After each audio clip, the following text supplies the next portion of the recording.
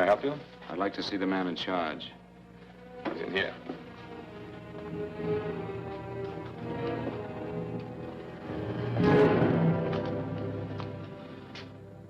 I want to report a murder. Sit down.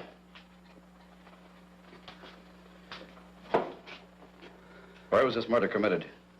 San Francisco, last night. Who was murdered? I was.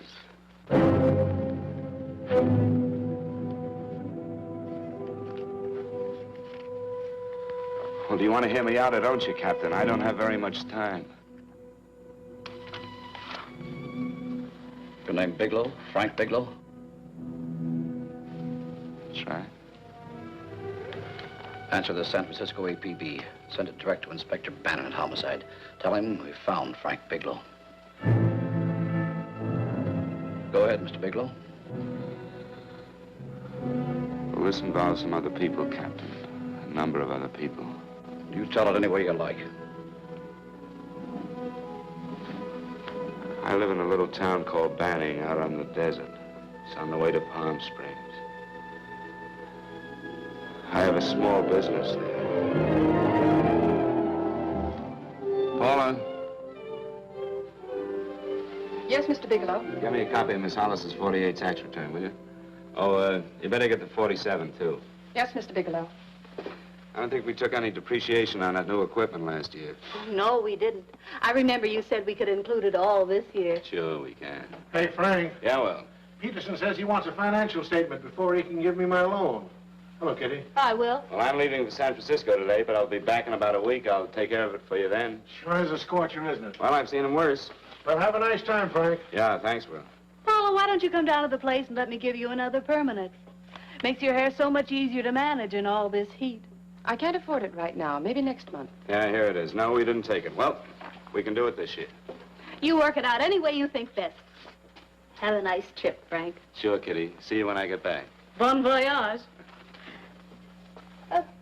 Why don't you come down anyway, Paula? We'll work out a deal on that permanent. Thanks. Maybe I will. Hello? Oh, hello, Mr. Hawkins. Just a moment. Do you want him to send your ticket over? No, I'll pick it up myself. No, never mind. Mr. Bigelow will pick it up at the station. Bye.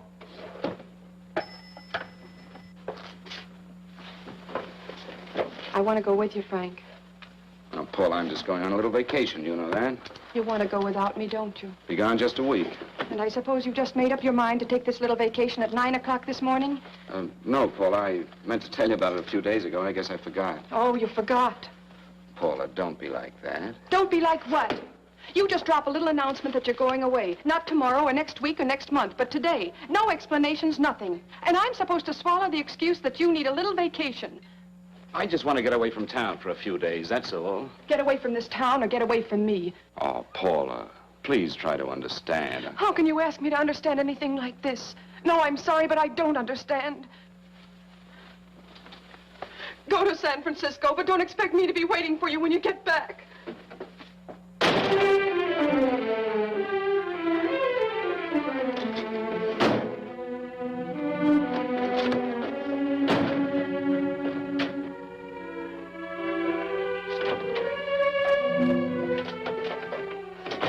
Paula, please, Paula. Come on, turn around, look.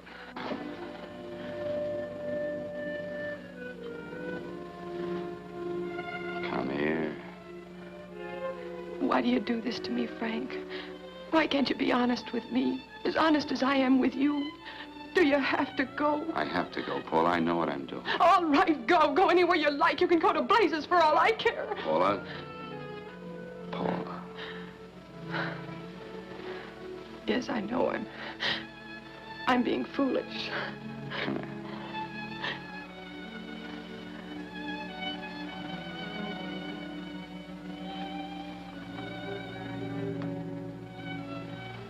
Come on, fix your face. We'll go down to Eddie's and have a drink. All right, why not?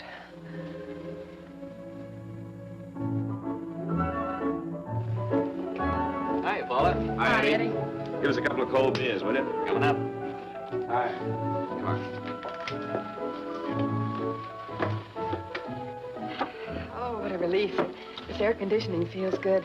I sure wish we had it in the office. It'd make working a pleasure. Well, if it stays this hot, don't bother going in the rest of the week. I win 2 races today. How many did you lose? Now, you would have to ask that. Kind of early for you two, ain't it? Too hot to work. That's what I like to hear.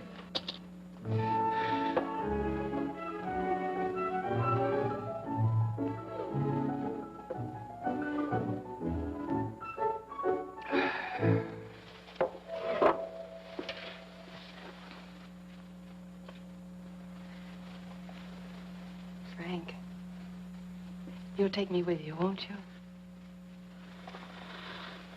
You will, won't you? Or am I crowding you? What do you mean, crowding me? Maybe you do need this week away alone.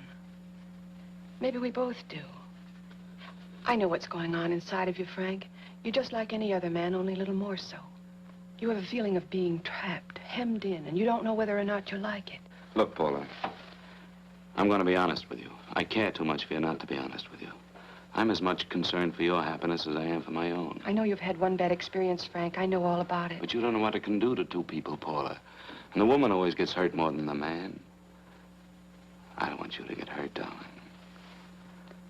More than anything in the world, I don't want you to get hurt.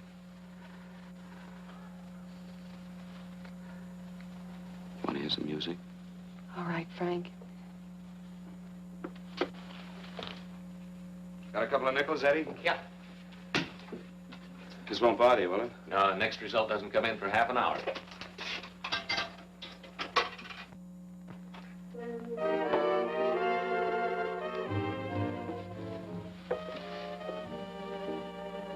I thought that by now we'd be married. No, I'm not going to crowd you anymore, Frank. Go to San Francisco. I don't like it, but I'm convinced that you must go. I want you to be very sure, Frank. If it's right, and I believe it is, we'll have something really wonderful together. If it isn't, we should both know it as soon as possible. So you see, even if I could stop you, I wouldn't do it now.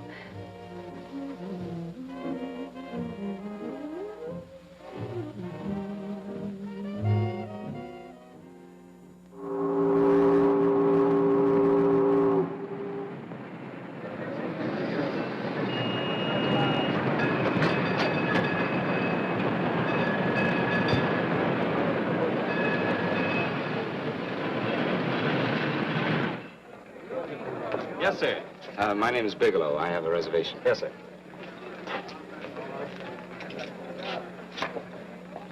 Here we are, sir. My name is Bigelow. I have a reservation. I have it, sir. It's a very nice room on the 6th floor, facing the bay. Boy, this might help you enjoy your stay, Mr. Bigelow. It's a little booklet on how to have fun in San Francisco. Oh, thank you. Very welcome, sir. Thank you. Say, is it always like this around here? No, this is market week, and it's the last day, too. Boy, always around until you need them. Oh, 517? Thank you.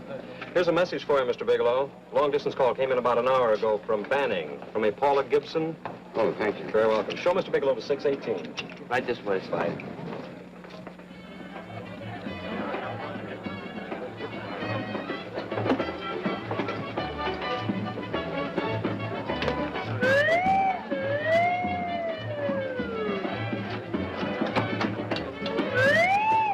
Right this way, Mr. Bigelow.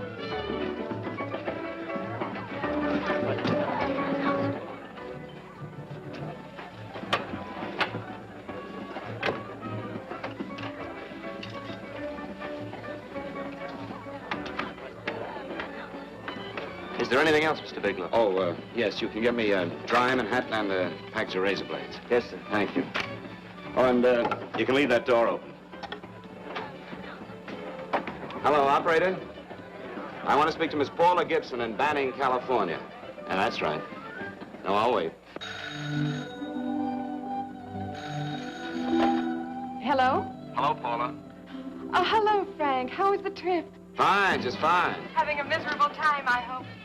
Well, I don't know. I just got in. What was that? Market week. The place is crawling with traveling salesmen. You know, Charlie Anderson found out that you went away, and he asked me to go out with him. Oh, really? How did he make out? I'm considering it. Is that what you called to tell me? I'll have you know that this call is strictly business, Mr. Bigelow. Did a Mr. Phillips phone you? Eugene Phillips of Los Angeles. No. He will. He phoned the office 3 times today. Said that he wanted to get in touch with you immediately. He said it's most urgent and imperative that he reach you at once. What did he want? I don't know.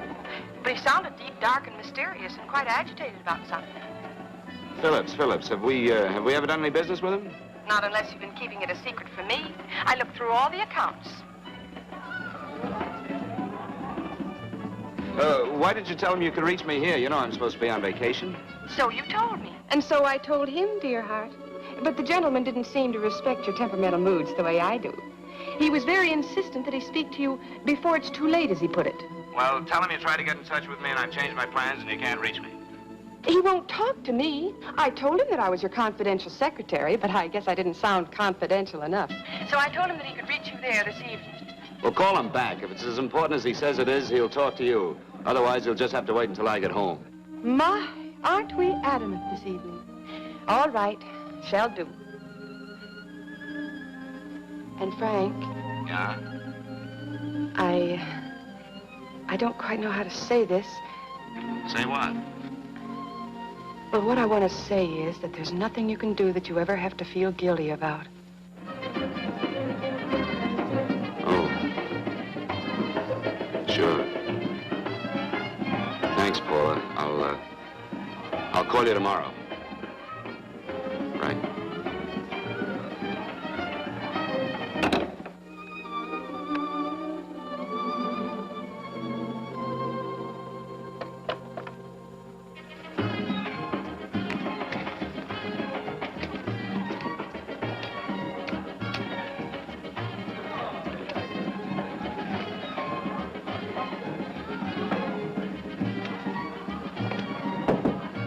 Oh, just put it there, please. You can keep the change. Thanks very much. Say, how long has this been going on? Well, it's been a madhouse all week, but they check out tomorrow. Oh? I thought you were with them. No, I'm just here on a vacation. Why does everybody come to San Francisco and tear loose? Excuse me. Say, I'm awfully sorry to bother you, but would you mind if I use your telephone? No, go right ahead. I'm just across the hall here. One of the boys is using my phone, and he's been on it for a half hour. I just want to call downstairs. Yeah. Thank you. Room service, please. Yeah, things really picked up the last few days, didn't they? You right at much business? Well, I'm not here on business. Oh, hello, room service? It's Mr. Haskell in 617. Yes, that's right. Would you send up 3 more bottles of bourbon and 2 scotch? Yes, that's right. Oh, and some more ice, too. Yeah. All right, thank you. You here all alone? Yes, I just got in town. Well, why don't you join us for a drink? Well, I don't want to barge in on your party. Oh, nonsense. It's not a party. Just a few of the boys entertaining some buyers. You know, the usual thing. A few drinks and some laughs. It's no party. Come on. Well, come on. all right. I know what it's like to be all alone in a strange city. I'm Sam Haskell. I'm Frank Bigelow. You think some of these guys never been away from home before? Yeah. Hey, quiet down a minute. Hey, will you quiet down a second? I want you to meet Frank Bigelow. Hello. This is Jane Carlisle. Hello. Bill Welch. How are you, Mr. Wells? Glad to know you, Bigelow. Jane's the prettiest buyer in San Francisco. Oh, hey, I resent that. You don't think I believe him, Elaine? Well, he spreads that from coast to coast. Oh, gee. But it's good for my morale anyway. I'm George Cantwell. Glad to know you, Mr. Bigelow. Bigelow, yes. Right on much business? He's not here on business. Oh? Well, Well, why don't you get the man a drink before he dies of thirst? how about a little bourbon? Well, that's fine. Bourbon it is. Of course, Mr. Wallace. Yes, Mr. Wallace. But, Mr. Wallace, I'll need at least a week in Cleveland to visit all my accounts. I can't figure on being in Philadelphia until the 17th. Eddie, will you get off the phone? I want you to meet Frank Bigelow. Oh, hey, That's his boss. He's been trying for an hour to get his expense account boosted. Yeah, the way this guy holds on to a dollar, you'd think they weren't printing them anymore. Yes, Mr. Wallace. I'm leaving here the first thing in the morning. Yes, sir. Oh, keep your hips loose, Harry, like this. Oh, yeah. How's he doing? Oh, there's nothing wrong with Harry's rummer. The 2 years at Arthur Murray's wouldn't cure. I know. Wait a minute. I was doing all right. This is Sue and Harry Brandis. Hello, good to sir. meet Glad you. How are you? Where'd you find her, Sam? At a dance marathon? Oh, perfect. Oh, Really? Oh, thanks. Say, I'll bet you could do the rumba. Well, a little, but I'm kind of rusty. Anything would be an improvement after Harry. Oh, how do you like that? Well, here goes. Hey, you're good. Oh, my wife, she's a good dancer, isn't she, Bigelow? Oh, yeah. Hey, fellas, I thought you were going to show us a good time tonight. Is this doing the town? That's right. We practically bankrupt our stores to buy everything you've got. Then you keep us in this hotel room. I agree. This is my last night to howl before I go back to being a dutiful housewife. Well, it looks like we're stuck, boys. This is where we blow all our commissions in one night. And you're coming with us, Bigelow. Oh, no, thanks. You run along. I've got to get unpacked and have dinner. Oh, no, you're not going to get away from me. Now that I found a man who can dance, I'm going to hang on to it.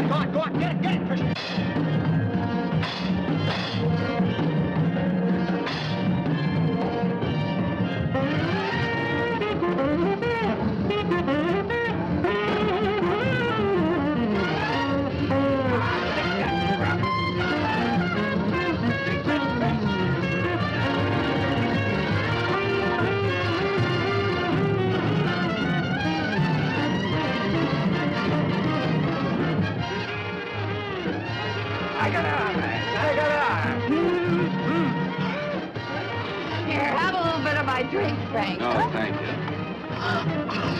Excuse me a moment. Where are you going, Frank? Excuse me. I think you've had enough.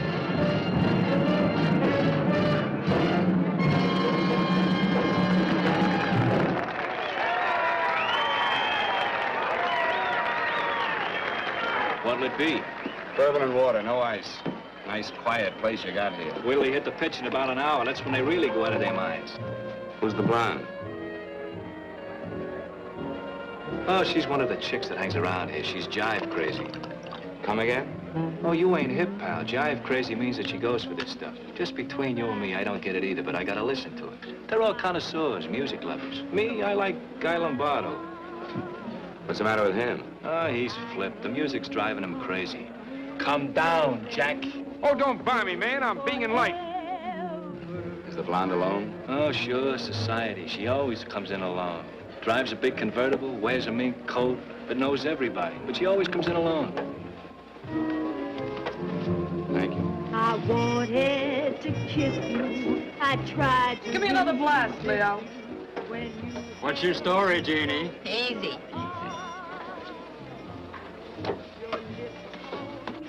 Hello. Easy. Dig the fisherman. Oh, that's really silk, isn't it? Can I buy you a drink? Sure, thanks. Give me a blast, Leo. Leo, I left my blast at the other end of the bar.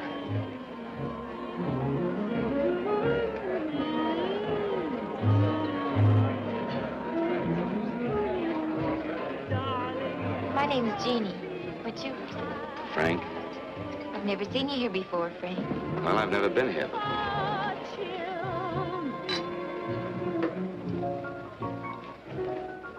This isn't mine. Mine was bourbon. Well, sure it is. You saw me pour it.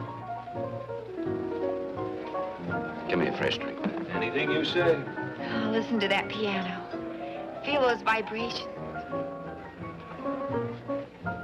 You don't get your kicks out of this, do you? I can live without it. Why do you stay here?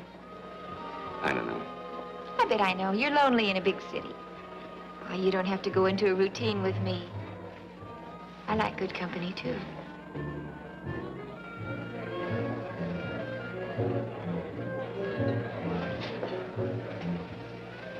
Say, there are some people there I want to avoid. Couldn't we get out of here? Let me think about it. Oh, come on. How about going somewhere else? Huh? Why don't you meet me later? Okay. Where? I tried to forget you, but you whispered, darling, I love you. Call me at that number later. It's my next stop. They've got a band there that'll really send you. See you, Jeannie. Easy.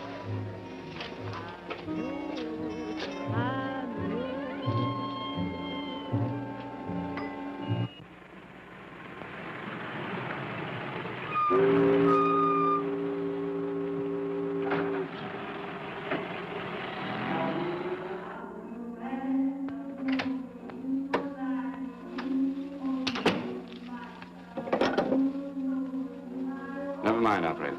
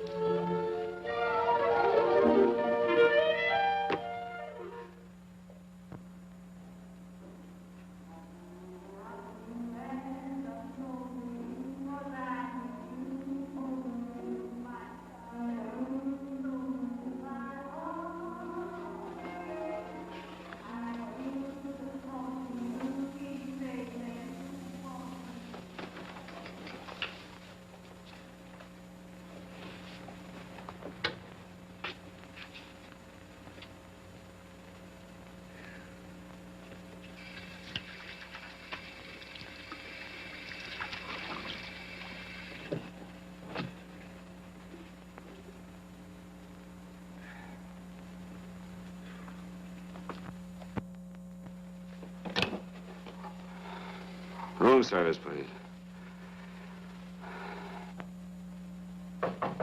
Come in.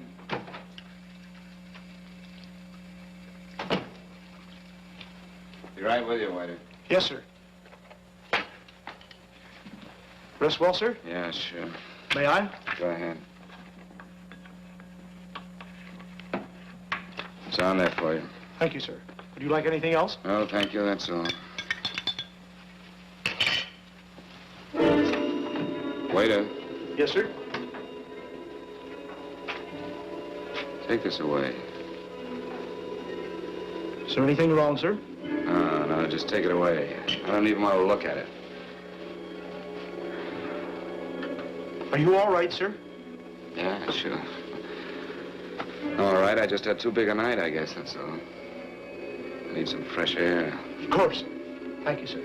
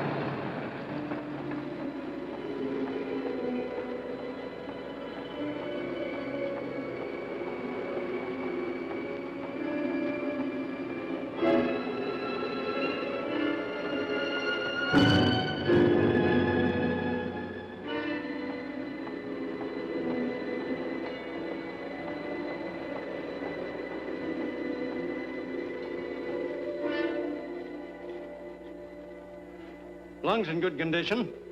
Blood pressure normal. Heart fine. Well, it's a good thing everybody isn't like you, Mr. Bigelow. Put us doctors out of business. I'm glad to hear it, Doctor. I was a little worried. Don't let a little bellyache worry you. Could be just a change of climate. Well, it isn't exactly an ache, Doctor. It's kind of hard to describe the feeling. Maybe it was the drinks I had last night. I might have mixed them too much, huh? Let's have another look at that throat. You may finish dressing now, Mr. Bigelow. I want to get the results of those tests we took. Thank you, Doctor.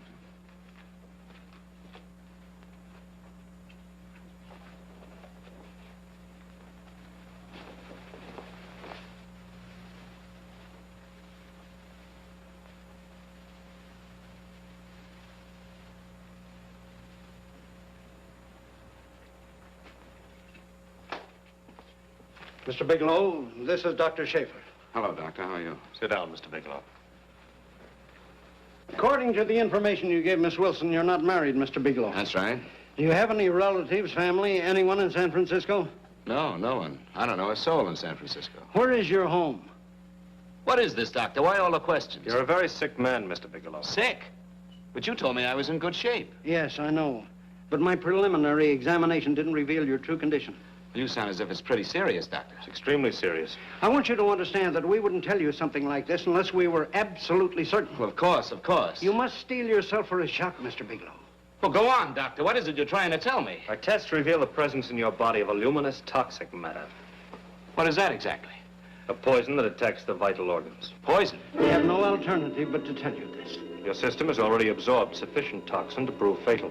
I wish there was something that we could do. What do you mean, wish? You mean there's nothing? There is nothing anyone can do. This is one of the few poisons of its type for which there is no antidote. Well, this is fantastic. This is the most ridiculous thing. You don't have very long. What do you mean? A day, possibly a week, 2 weeks at the outside. It's hard to say exactly. Well, this is impossible. I don't believe it. You've made a mistake. That's it. It could be a mistake, couldn't it? You have made a mistake, haven't you? Answer me. Dr. Schaefer is an authority on toxicology. Been no mistake, Mr. Bigelow. Do you realize what you're saying? Well, you're telling me that I'm dead. Do you think you can explain my life away in just a few words? Why, I don't even know who you are. Why should I believe you? You must calm yourself, Mr. Bigelow.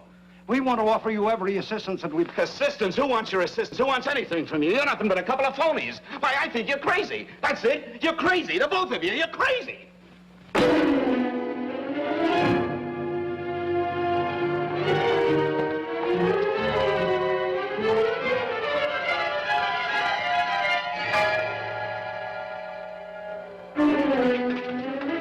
Where's the doctor? You just come in. Come on, tell me where... You have to go through this before you come Get out here. of Doctor, here. doctor. What's the trouble here? What's the matter with you? Doctor, I want you to examine me for luminous poison.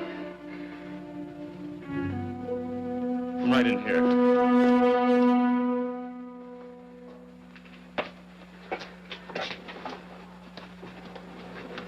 Yeah, you've got it all right. Your system has already absorbed it. Are you sure, Doctor? Are you absolutely certain? Couldn't there be some mistake?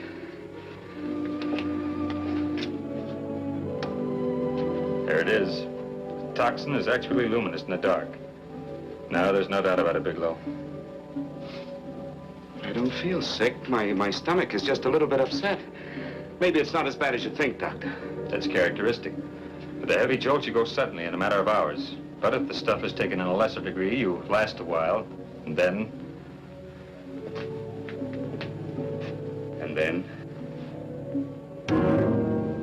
Give it to me straight, Doctor.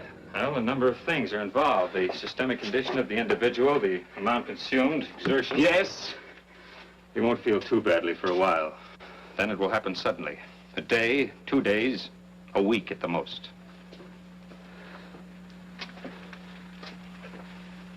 A day. 2 days. There's nothing that can be done now. If it had been caught in time, your stomach could have been washed out. But you've had it in you for some time now. For at least 12 hours, haven't you, Bigelow? I don't know. You don't know? No. Don't you know how you got it? No. This is no accident. Somebody knew how to handle that stuff. That wax is tasteless and odorless. And the amount of alcohol in your body, you must have got it in liquor. I was drinking last night. I'll arrange for your admission to the hospital immediately. Of course, I'll have to notify the police. This is a case for homicide. Homicide? I don't think you fully understand, Bigelow. You've been murdered.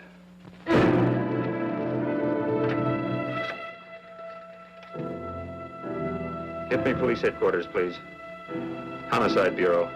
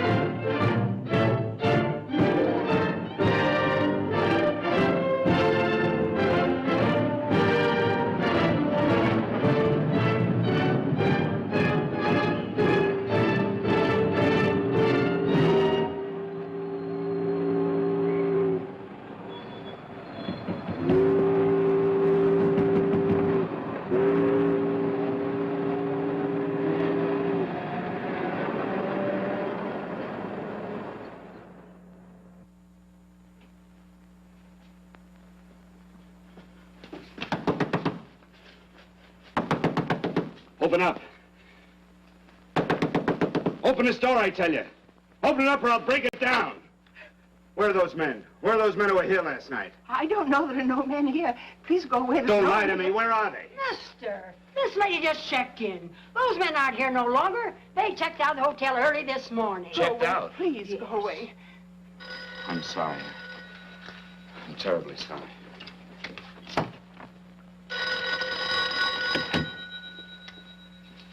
Hello? Please, Mr. Bigelow, my eardrums. Oh, hello, Paula. Your enthusiasm overwhelms me.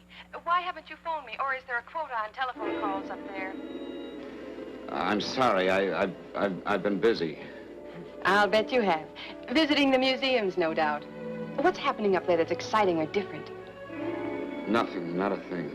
I'll bet you miss me, but you're too stubborn to admit it. Sure. You know, if you'd like me to come up, I can pack a toothbrush and leave right away. No! Well, you don't have to snap my head off. You could at least make a pretense of missing me. I'm sorry, Paula. Of course I miss you. Listen, Paula, Paula, it's just that I don't feel like talking now. I'll call you later. Don't strain yourself. You phone me sometime when you feel more like talking. Oh, by the way, I called that Mr. Phillips back. Phillips? Yes, you know, the man that tried to reach you. Well, I'm afraid you'll never know why it was so important that he speak to you. His office said he died yesterday. Frank, are you there? Did you hear me? Died? When? Yesterday. So you won't have to bother your little head about him anymore. You can just go ahead and have fun. Paula, what did he die from? Do you know? I suppose he died from whatever people usually die from. Well, didn't they tell you? Don't you know? What are you getting so excited about? You said you didn't even know the man. Listen, where's his office located? What difference does it make? You can't talk to him now. I told you the man's dead. Paula, will you stop talking so much and tell me where his office is? All right. It's the Phillips Importing and Exporting Company, Bradbury Building, Los Angeles. Bradbury Building, Los Angeles. That's right. Say, this is really a switch. Listen, if you want to reach me, I'll be in Los Angeles. Are you out of your mind? I'm sorry, Paula. I've got to hurry. Wait a minute. Where in Los Angeles? The Allison Hotel. Goodbye, Paula.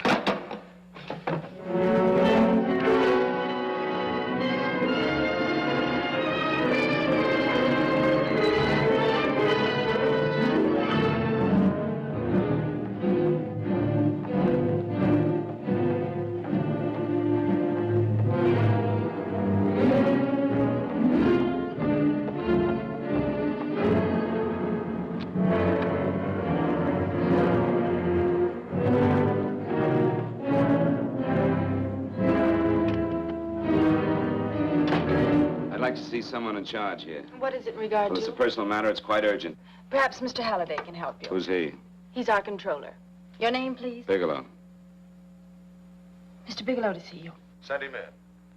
Go right in, please. That door.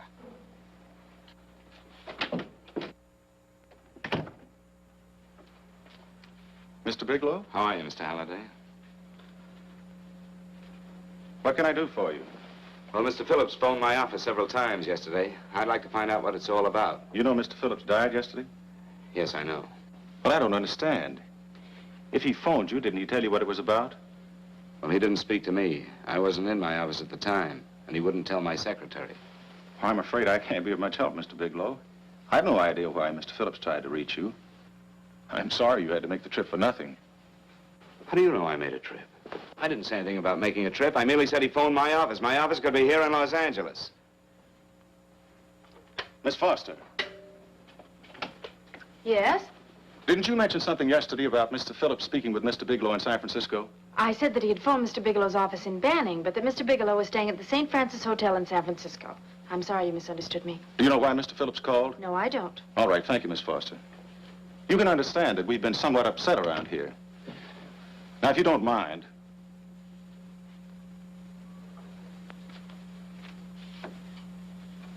Did Mr. Phillips have a wife, family, anyone that could help me? You can't intrude on people at a time like this just to satisfy some curiosity. It isn't just curiosity. Then I suggest you wait a week or so. I can't wait. Well, I'm sorry you'll have to. Well, there's always a phone book. You're a pretty aggressive fellow, Bigelow. Are you quite sure that this is as important as you make it appear to be? It's important. Mrs. Phillips lives at the Sunset Arms Apartments. Thank you. I needn't tell you she's under a strain. I suppose you're capable of using a little more tact with her than you demonstrated with me. I think I can handle it. By the way, what was the cause of Mr. Phillips' death? Suicide. He leaped from the balcony of his apartment.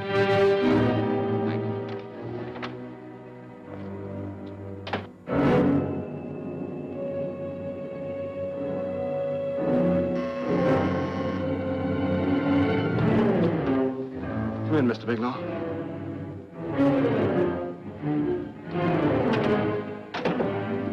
I'm Stanley Phillips, Eugene's brother. Halliday phoned that you were coming.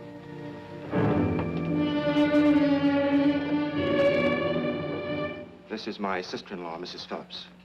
I'll try to make this as brief as possible, Mrs. Phillips. I'm afraid I can't be of any help to you, Mr. Bigelow. I haven't the slightest idea why my husband wanted to speak to you. Well, I guess Halliday covered just about everything. Did your husband ever mention anything about me, Mrs. Phillips? Anything at all? No, I can't recall Eugene ever having mentioned your name.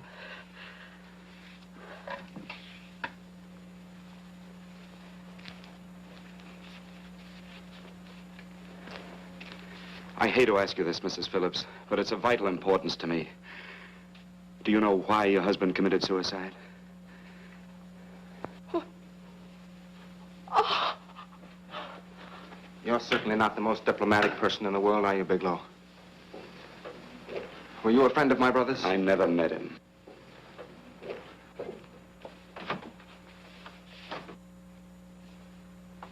My brother was in a jam, a pretty bad jam. He was arrested 2 days ago. He sold some iridium to a dealer by the name of Majak. It's a very rare metal, very costly. Anyway, the iridium turned out to be stolen. He was released on bail yesterday, but he faced a pretty stiff prison term. And have committed suicide for less. Yes, I know. That's how the police feel about it. What puzzles me, though, is this crooked deal. Knowing Eugene, you wouldn't say he's the type of man to be mixed up in anything like that, now would you? I told you I never met him. That's right, so you did. Now, what's this all got to do with you, Bigelow? I don't know. Let's come clean with each other, Bigelow.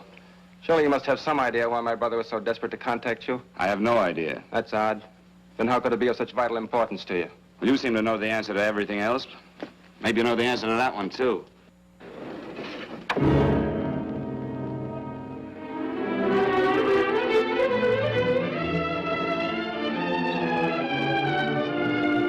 There's a message here for you to call operator 82 at Banning. Oh, thank you. Show Mr. Bigelow to room 821. So would you have the operator put this call through to my room right away? I'll take it up there. Thank you. Hello, operator. Here you are. I'll call you if I need anything. Thank you, sir. Hello, Paula? Well, Sinbad, I'd just about given you up for lost. Now, do you mind telling me just why you rushed down to Los Angeles?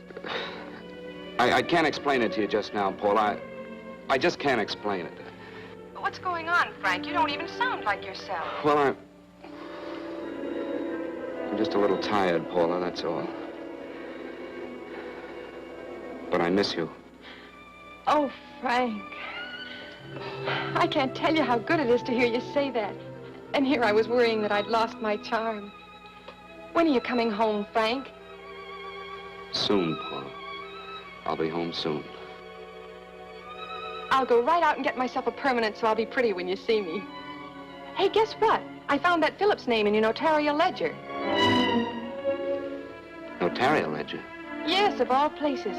I remember now I made the entry myself. You had notarized a paper one morning before I came to work. What kind of paper was it? A bill of sale for a George Reynolds made out to Eugene Phillips of Los Angeles. So you see, I was right. We hadn't done any business with Phillips, only indirectly. What was the bill of sale for? A shipment of iridium, whatever that is. Iridium? You mentioned at the time that this fellow Reynolds had made some kind of a deal in Palm Springs, and he stopped in your office early in the morning on his way north to have it notarized. Wait a minute. Wait a minute, George Reynolds. That was about 6 months ago, wasn't it? That's right, 6 months ago. Thanks, Paul. Oh, goodbye. Hello, operator. Get that number back for me.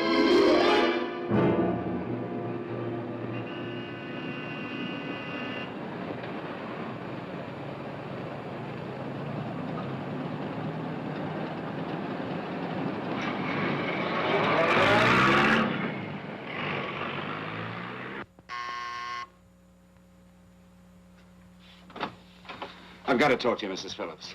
Please, go away. I want to be left alone. But I found out why your husband wanted to see me. It was in connection with a bill of sale. Come in. Thank you. What do you know about a man named George Reynolds? George Reynolds? Yes. Why, that's the man my husband claimed sold him the iridium. And what did Reynolds claim? Reynolds disappeared. Yes? About 2 months ago, my husband grew suspicious that something was wrong. Since then, he tried in every way to locate Reynolds, but could find no trace of him. But I don't get it. Your husband could have proved he made a legitimate deal by showing the bill of sale he got from Reynolds. Then there was a bill of sale? Yes, of course there was. My husband swore there was, but at the time of his arrest, he couldn't find it. It was mysteriously missing. Well, then, if your husband could have shown proof, it would have been George Reynolds who would have faced the prison term. Eugene was convinced that Reynolds had stolen the bill of sale. He was the only one who had reason to eliminate evidence of the transaction. Thank you, Mrs. Phillips. Thank you very much. You've been very helpful. Oh, if you'd only come sooner, Mr. Bigelow. My husband might be alive today. I know.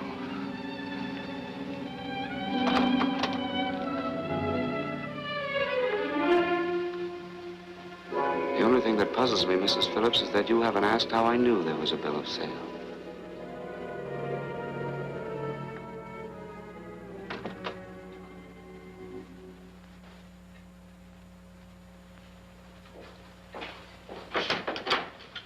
Mr. Holliday isn't in. He should be back shortly.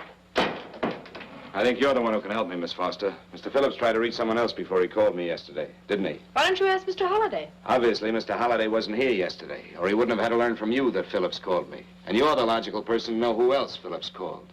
I don't believe that's any of your business, Mr. Bigelow. Don't think you're revealing anything confidential, Miss Foster. I know that he tried to reach somebody else. Mrs. Phillips told me. You're bluffing, Mr. Bigelow. I don't know what you're after, but you're trying to trick me. Mrs. Phillips didn't tell you a thing. How do you know that? Mrs. Phillips knows nothing about it. She doesn't.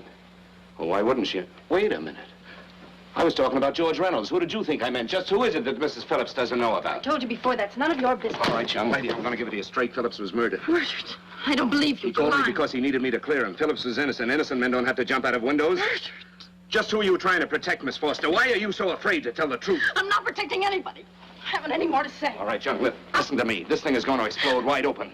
If you've got nothing to hide, you better start talking. Or maybe you are mixed up. No! Well, then, come on. Mr. Phillips called Marla Rakubian. He went to see her yesterday morning. Who's Marla Rakubian? She's a model.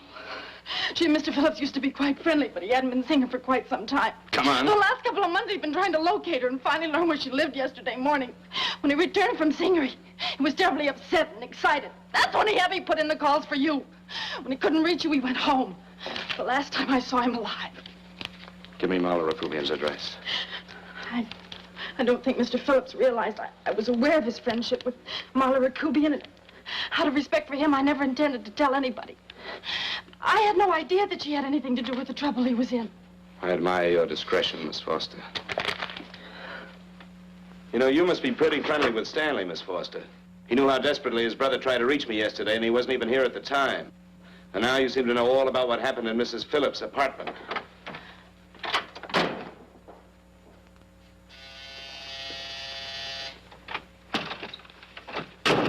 Miss Rakubian? Yes? What do you want? Get out of here or I'll call the Go police. ahead, call him. Oh, go ahead, call him. Going on a trip, huh? Yes, going away for the weekend. Sailing for Buenos Aires tomorrow, some weekend. I'll send you a postcard. Now get out of here. Who are you going with, George Reynolds? Never heard of him. I suppose you've never heard of Eugene Phillips either. Just who are you? What do you want? Never mind who I am. Where's Reynolds? I told you I don't know him. Now will you get out of here and leave me alone?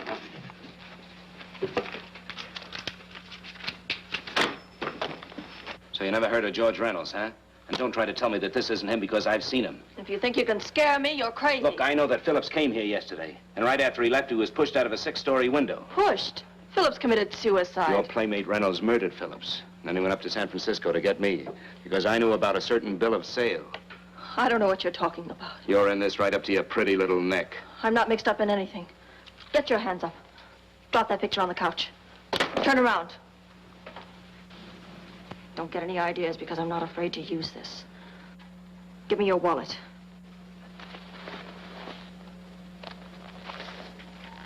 Frank Bigelow, Hotel Alex. All right, now where's Reynolds? I don't know. I don't know where he is. Is that what you told Phillips yesterday? I told him exactly what I'm telling you. I haven't heard from him in months. Yeah? You're mighty careful of the picture of a man you haven't heard from in months.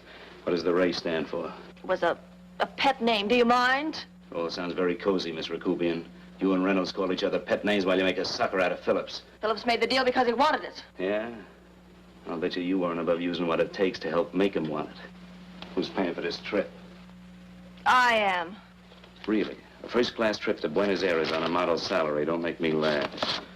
Since you and Reynolds aren't seeing each other anymore, you don't mind if I keep this, do you? If I were a man, I'd punch your dirty face in. You know, I really believe you would. Oh, I almost forgot. Your tickets. Don't be surprised if I'm there to see you off.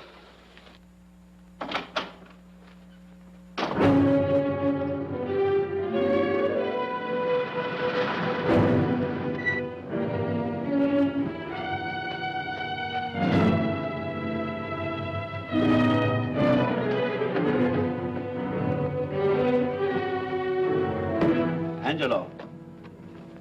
Angelo! Oh, Angelo. Do you remember taking this picture of George Reynolds? I take so many pictures, I can't remember them all. This gentleman is a friend of his and would like his address. We have no card on him. I don't think we ought to do that. He's willing to pay $20 for it. That's the paper we used last year. Of course, you understand we usually don't give out the information about our clients. I know, you're a couple of high-class fellas. Thank you. Revealing anything confidential is against the ethics of our establishment. That's right. Honesty is the best policy. Of course. But in your case, inasmuch as you're a personal friend of Mr. Reynolds... Thanks. I knew you'd come through. Got it. Here it is. We don't have his address. He must have called for the picture. But he couldn't have been a very good friend of yours, mister, because his name is not George Reynolds. It isn't? Well, what is it? It's a... Oh. Huh? Oh. Here. It's Raymond Rakubian. Rakubian? What's so unusual about that? The picture's signed Ray, isn't it? Yeah. Yeah. Thanks.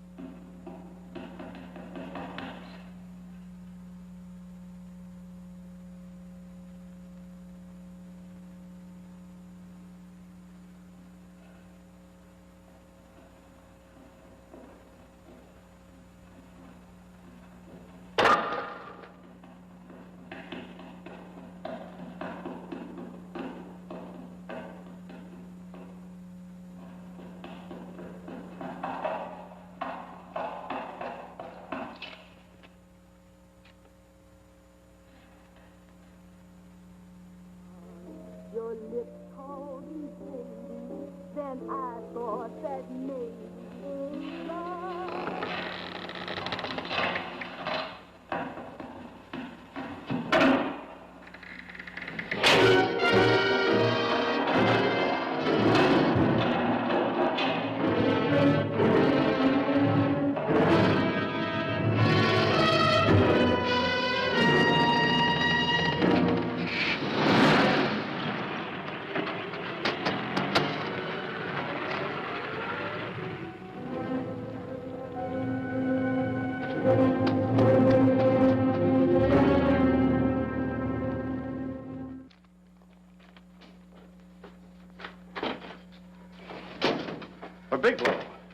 you all right? Can I get you anything? No, thanks. Do you know this man? No. No, I don't think so. Are you sure you've never seen him? I'm quite sure. Does the name Raymond Rakubian mean anything to you? No, I never heard of him. Why? He also uses the name George Reynolds. This is Reynolds? That's right. Well, where can we find him? That's what I want to know. Tell me something, Halliday. You're the controller here. How come you didn't know about that bill of sale? Phillips made that deal before I came to work here. Yeah, but you still keep records, don't you? For some reason, which is none of my business, Phillips preferred to keep that among his personal papers. Now, does that answer your question? You came in here today asking for some information that you needed, and I tried to be as cooperative as I could. But now you're beginning to annoy me. So get out before I throw you out.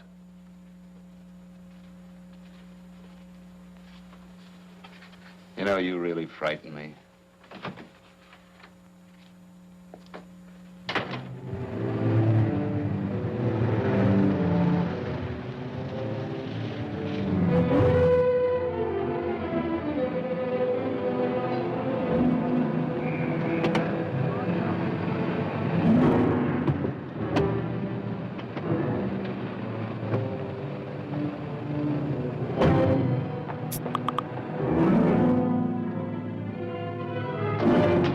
About time you showed up, Bigelow. Go ahead, Dave.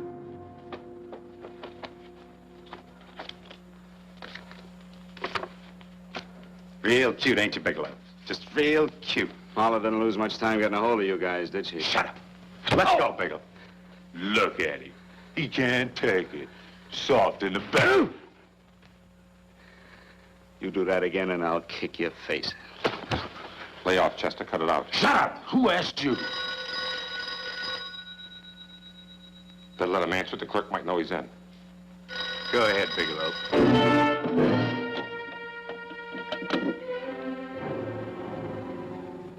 Hello? Frank. Frank, why did you hang up on me? I've been trying to get you for hours. I'm sorry, Paula. I was in a hurry. Well, don't be in such a hurry this time. You didn't give me a chance to finish what I had to say. What's the name? I wanted to tell you that McGowan was in hollering his head off because you didn't go over the books. Tell McGowan to get another auditor. Sure.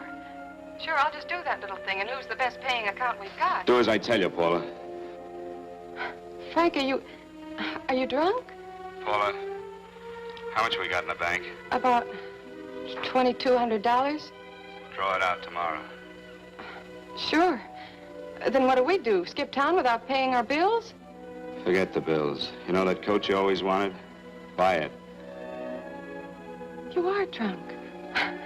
You know, if I didn't have such a good character, I'd be tempted to take advantage of your intoxicated state, Mr. Bigelow. I'm not drunk, Paula. Well, then don't tell me that one day away from me can affect you this way. Cut it short. Paula, Yes? I'm sorry I left you. I never realized how much I love you. But I know it now. Oh, Frank, darling, I love you too so very much. Please come home. I miss you terribly. I said cut it short. I'd just love to let you have it, Bigelow. Let's go, Chester. This guy's kept us waiting long enough now. Walk in front of me, Bigelow. And keep your mouth shut. If you so much as look cross-eyed at anybody, I'll blow the back of your skull out.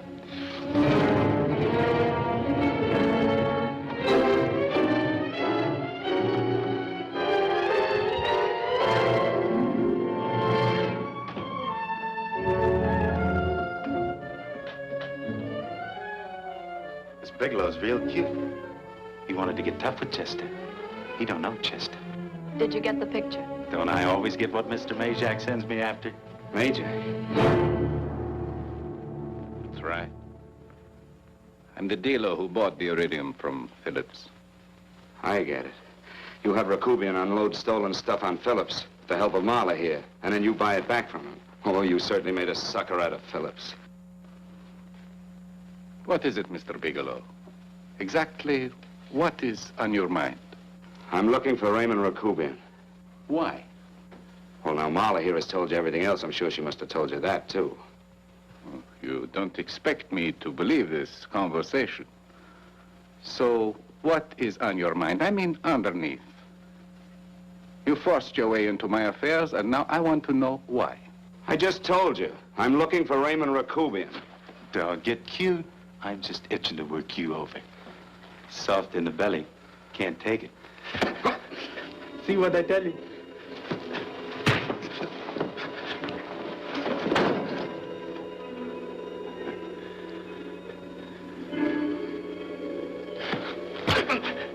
Can't do that to Chester. I'm gonna blow your guts out. Easy. Lay off, Chester, not now. Look at him. He's so scared of Chester, he talk now. He's not afraid, Chester. You can tell from a man's eyes when he is afraid. Look at his eyes.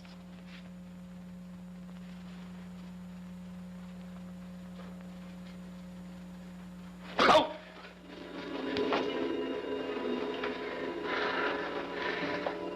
I'm telling you, Majak, you better keep him away from me or he's really gonna have to use that gun. Go away, Chester, please. Do what I tell you, my boy. Please. And help Dave. Joe. You're in pain. He's an unfortunate boy. He's psychopathic. He's unhappy unless he gives pain. He likes to see blood. Come with me, Mr. Bigelow.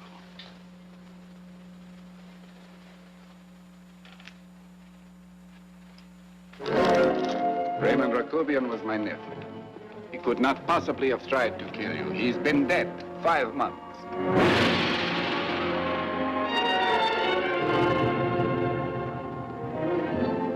I'm afraid you have been sidetracked. Provided it is true that somebody made an attempt on your life. Somebody made an attempt again today. I had no reason to kill you, believe me. What do you mean you had no reason? I notarized a certain bill of sale.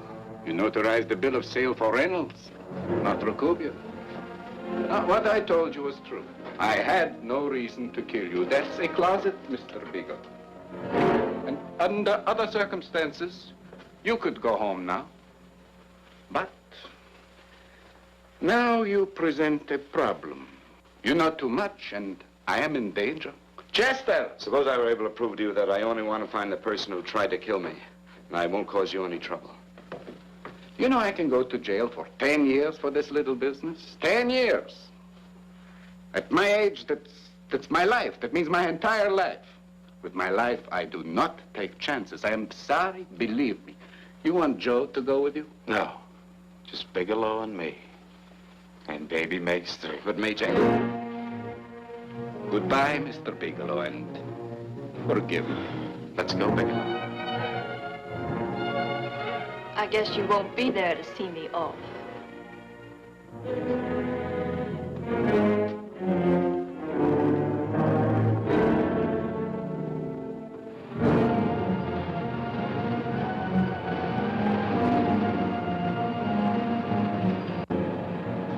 You tried to make a boob out of me in front of Major. You shouldn't have done that, Bigelow. I don't like that. I'm going to enjoy this, Bigelow. I've done jobs like this before. I knocked off guys I could like. But I don't like you, Bigelow. I never liked that puss of yours from the minute I seen it. Yeah. I'm going to enjoy this.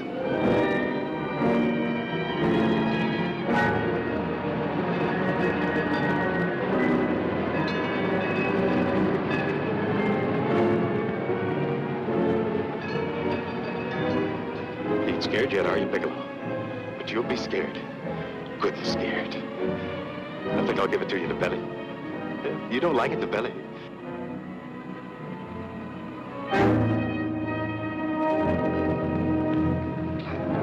Good.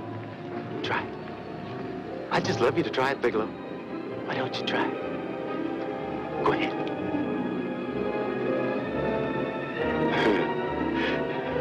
Didn't have the nerve, did you, Bigelow?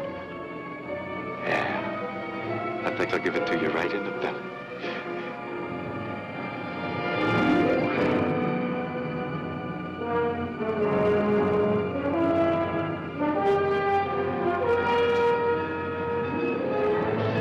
longer when you get it in the belly. It's nice and slow. That's the way I want to see you go, Bigelow. Nice and slow.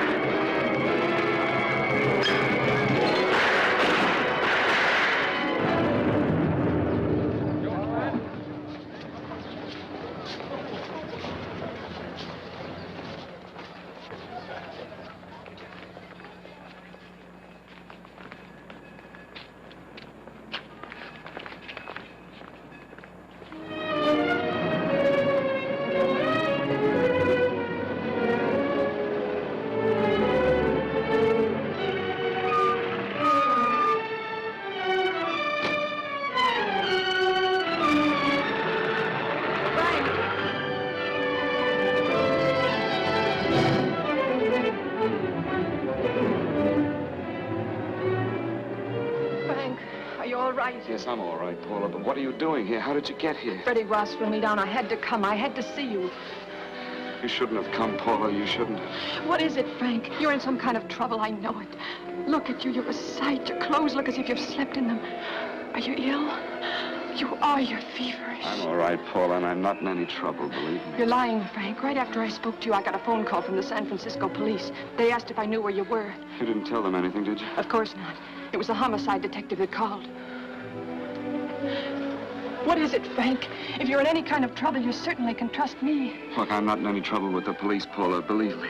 But you can't stay here. You've got to go back to Banning right away. No, I won't go, Frank. I won't. I'm staying here with you. Paula, it's better that you go back, believe me. Why? What's this all about?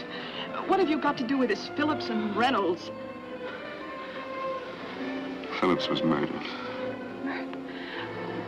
What could that possibly have to do with you? All you did was notarize a paper. You've notarized hundreds of papers. I know. All I did was notarize one little paper out of hundreds.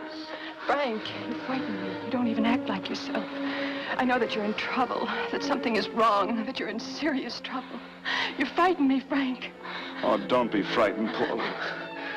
Don't ever be frightened of anything again. Will you promise me that? I love you so much, darling. More than you seem able to understand. Oh. I never really knew happiness until I loved you. Sometimes when I used to be afraid that you weren't sure how you felt, I tried to hold back, but I couldn't. Losing you would have meant losing everything. There would have been nothing left. Don't, Paula, don't. Now I'm afraid again. Somehow I feel that I'm going to lose you, but there's nothing I can do about it. I feel so helpless. You're leaving me out of something. Tell me, Frank, what is it? Give me a chance to fight back. Just give me a chance, please. You do love me, don't you? Oh, yes, Paula, I love you. I never was more certain of anything in my life. I wasn't sure before. I was a little blind, I guess, but believe me, I'm sure now. Can you understand that, Paula? I understand. A man can be like that, Paula. Something has to happen. It can be a big thing or a little thing, but it can make him realize how much someone means to him, how much he really loves her. Oh, and I love you, Paula. More than I ever thought it possible to love anyone in the world, I love you. Then why won't you tell me about this trouble you're in? Why won't you try to let me help you? You can't help me, Paula. You don't want my help. Oh, Paula, there's nothing you can do. Will you believe me? So will you please go home, please? No, Frank. I won't go. I know you're in trouble. I can't leave you like this. Paula, look, wait for me in the lobby of the hotel, and I'll be back for you soon, I promise. You promise? You're yes, sure? Paula, I promise. Is that a new outfit? Yes. Oh, it's beautiful.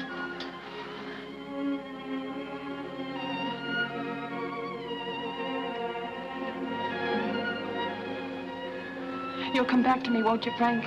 Yes, Paula, I'll come back, I promise. Please hurry, darling. Oh, I love you. I love you, Paula.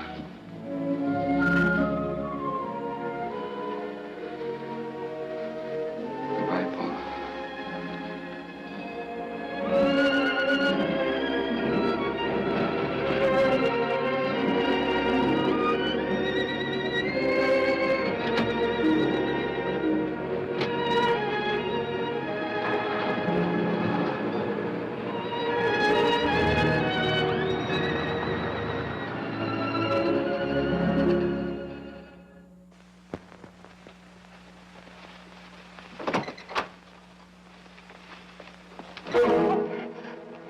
Stanley here? You sure? All right, get in there. Now get Stanley on the phone. Tell him to come over here right away. Use any excuse you want. What are you going to do? What was Stanley going to do when he used me for a clay pigeon today? I don't know what you're talking about. Don't act innocent with me. I fell for that once. I don't know what you mean. I told you everything you wanted to know this morning. Yeah, you told me just enough so I'd get sidetracked and wouldn't know that Stanley was the one I was after. Stanley? Oh, no. You and Stanley have been together on this from the start. Now, come on, get on that phone and call him. Don't let him know I'm here. Bigelow.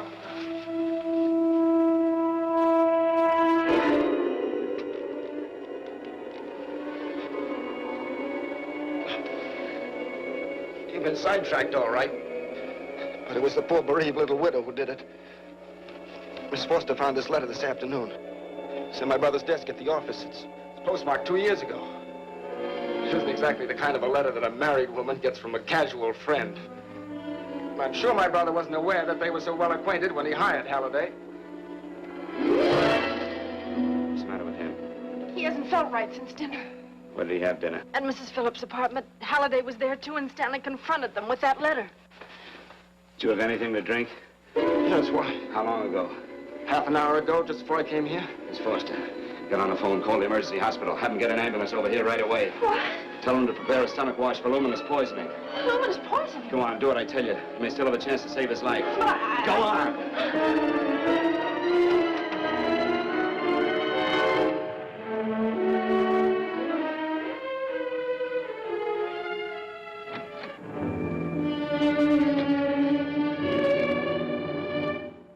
I found George Reynolds, Mrs. Phillips. He's been dead for 5 months. And he didn't steal the bill of sale. No, he didn't. But you could have stolen it. How dare you? You knew who I was when I came here today. But you were surprised to see me alive, weren't you? But I'm not alive, Mrs. Phillips. Sure, I can stand here and talk to you. I can breathe and I can move.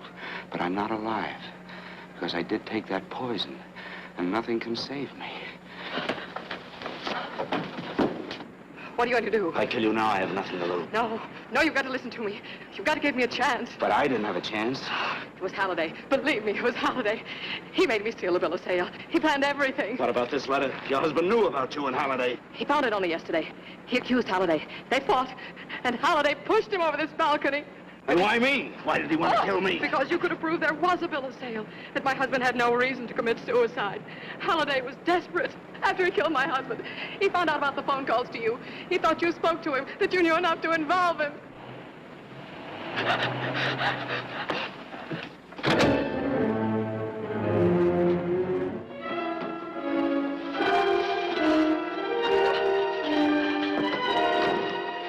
Where's Halliday?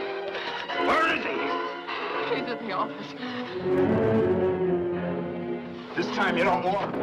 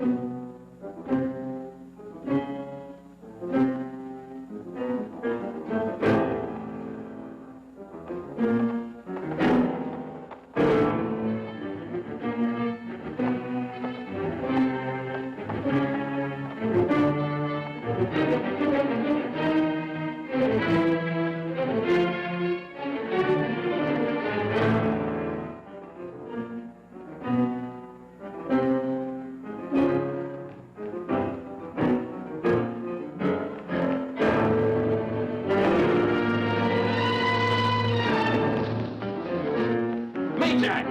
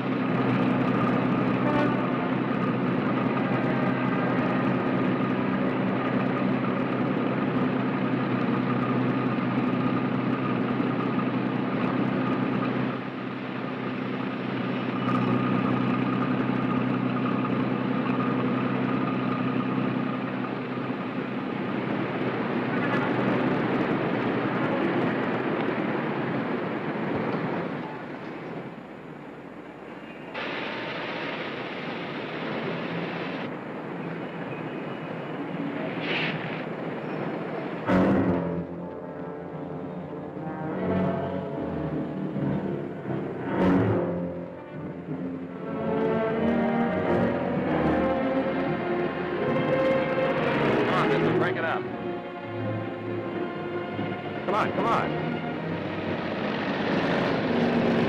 Come on, move along. Come on, let's break it up. Move along now. Let's get going. Come on.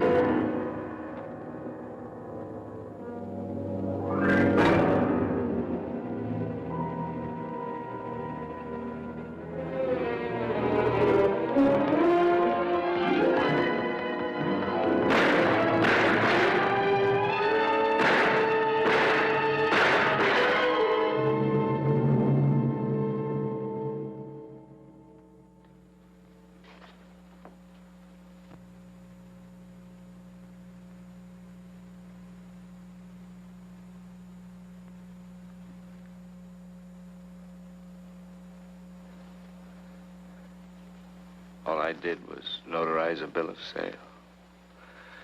But that piece of paper could have proven that Phillips didn't commit suicide. He was murdered. And that's why Halliday poisoned me.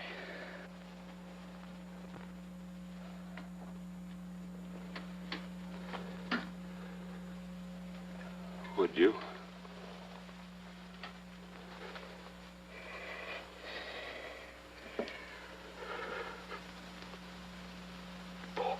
Paula.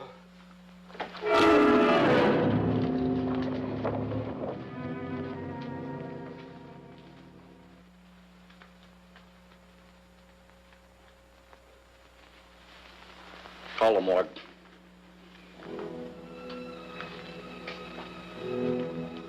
Johnson, you go to the Allison Hotel, find Paula Gibson. Don't tell her anything. I'll break it to her.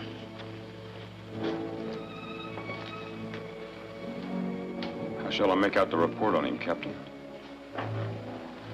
Better make it dead on arrival.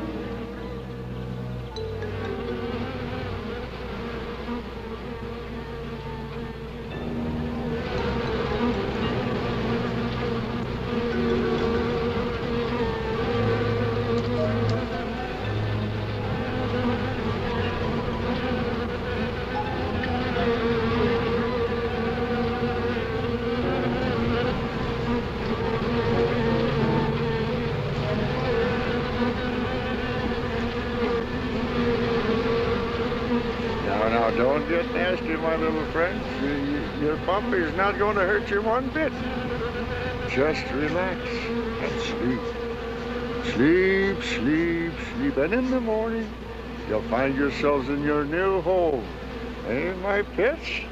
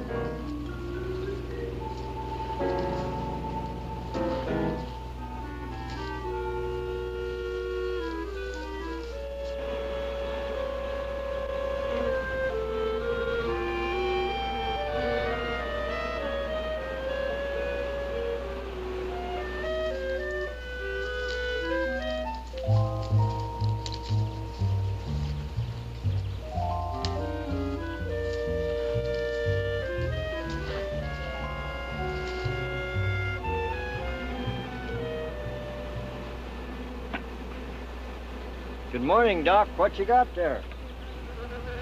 Ivan, I found some new friends. Listen. Wasps? You better be careful. They can sting a man to death. Don't worry, we understand each other. They know who their friend is. They can tell. Yeah, but they know when you ain't, too. Nonsense. If you knew about wasps what I know, you'd have no fear of them, my boy. No fear.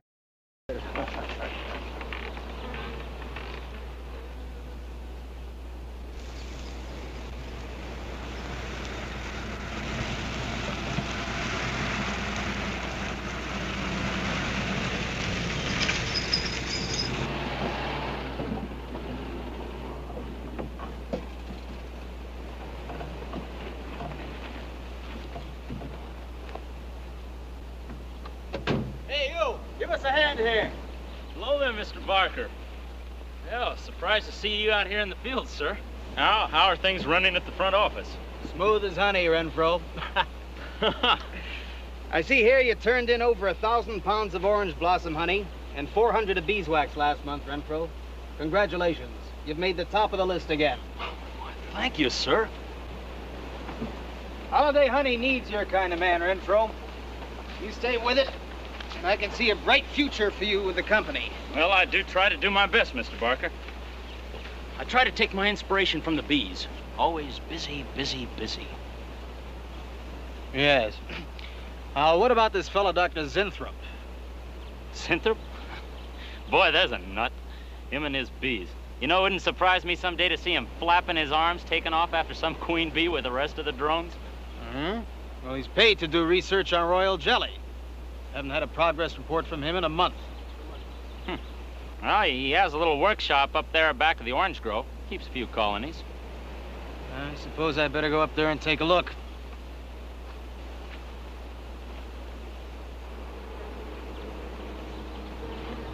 Hey, you! Where's this fella Zinthrop? Oh, he's up where the extractor is, up there. Hey. This isn't a honeybee. These are wasps. Wasps? Who's responsible for this? Most likely Dr. Zinthrop, sir. I told you he was a crackpot. Zinthrop, huh? Zinthrop.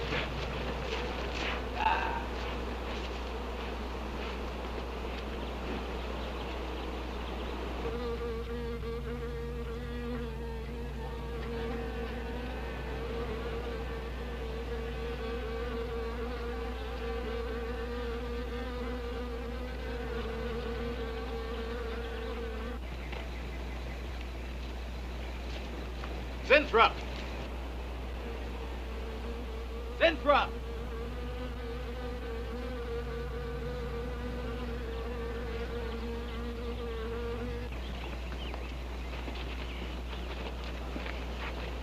Now look here, Zinthrop, what's all this nonsense about wasps? I'm so glad you dropped in, Mr. Barker. Mr. Barker, I'm on the verge of a great discovery. Discovery? What do you mean?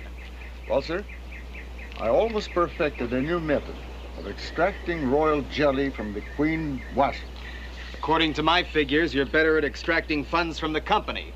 Now look here, Zinthrop, over $1,000 last month for miscellaneous. Yes, I know. But, Mr. Barker, let me just show you something. Just let me show you something.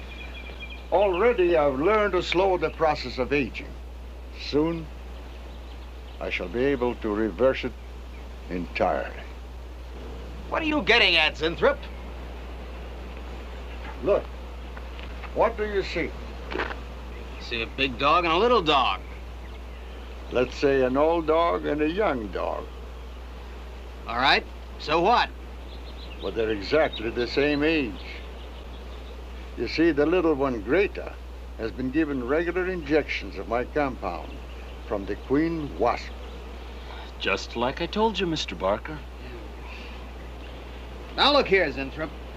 I understand about science and progress and all that, but you were attained to extract queen bee royal jelly. Now, it's a health food, a cosmetic. It's not a miracle drug or an elixir of youth. That sort of thing is impossible. Oh, but Mr. Barker... Zinthrop, I'm sorry, Zinthrop, but I'm gonna have to let you go. You just don't seem to be one of the team. You understand. Good luck. I'm sure you'll fit in somewhere.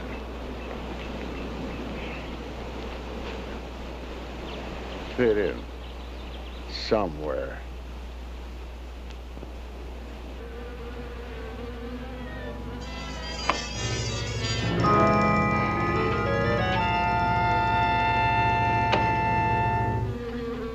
Oh, now, don't worry, my friends.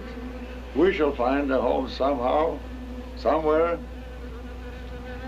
Oh, but you sound impatient. I know. It's your babies, huh? They're hungry and they must be fed. Now, how would you like a nice, juicy little caterpillar, huh? You'd like that, wouldn't you? There. Now, you must eat them. Be strong because, well, we have a lot of work to do together. Yes, sir. A lot of work.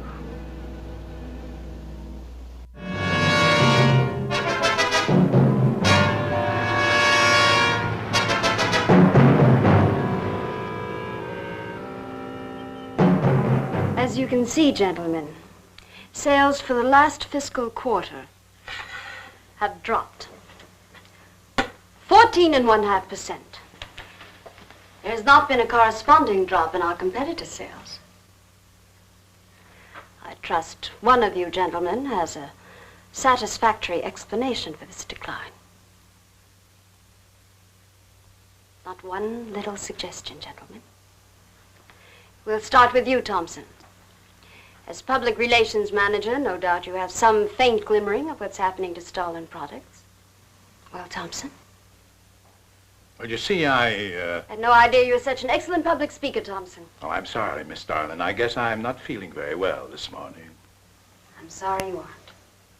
I think I can tell you why Starlin products are falling off so badly, Miss Starlin. We're listening, Lane. Where would you put the responsibility for this decline? On you, Miss Starlin. I imagine you have arguments to support that contention. We've all been looking at it for the past 20 minutes. The most convincing argument is right on that graph. May I show you? Thank you. Now, right here in April is when Starlin sales started falling off. Very clever of you, Lane. Would you mind waiting until I finish, Miss Starlin? That's enough, Lane. Relax, Willis. My apologies for the interruption. Go on. Thank you. Now, as I said, sales began to fall in April. But the reason for the fall was back here in February. Starlin products have always been thought of as something of a modern miracle in the cosmetics trade. A firm built to a multi-million-dollar-a-year business on the strength and appeal of one person, Janice Starlin. From the beginning, right through until February of this year, only one woman's face was used to advertise those products. Your face, Miss Starlin. The public have come to accept you as a symbol. Well, now, after 16 years, they see a different face. They don't trust it. They feel cheated. The simple fact is that Starlin Cosmetics should have Janice Starlin's picture advertising them. Well, that's about all I've got to say. And a darn good job of saying it, too. I agree. Lane makes a lot of sense on that score, Miss Starlin. I think I've had enough flattery for one morning, gentlemen.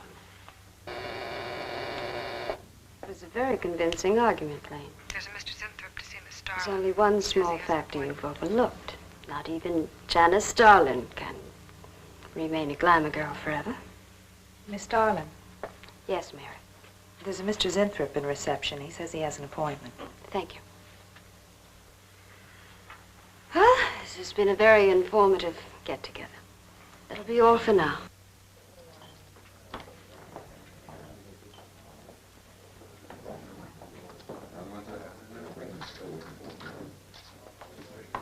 Oh, Arthur. Yes, Miss Starlin.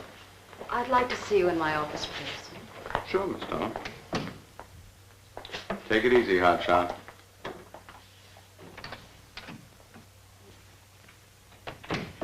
Something on your mind, Miss Starlin? You've done some work on royal jelly, haven't you? A little. Are there any real therapeutic values in it? Well, I'd say so. Of course, a lot depends on each individual's reaction to the stuff. What do you mean? Just that no two people react in precisely the same way. One man's meat's another man's poison. Oh. But you think royal jelly can be beneficial in some cases? Queen Bee's set a lot of store by it. I'll accept that as an affirmative answer. Supposing a more powerful form of royal jelly could be obtained. From the queen wasp, for example. I mean, well, do you suppose that might have some rejuvenating effect on a human being? I'd stay away from wasps if I were you, Miss Starlin. Socially, the queen wasp is on a level with the black widow spider. They're both carnivorous. They paralyze their victims and then take their time devouring them alive.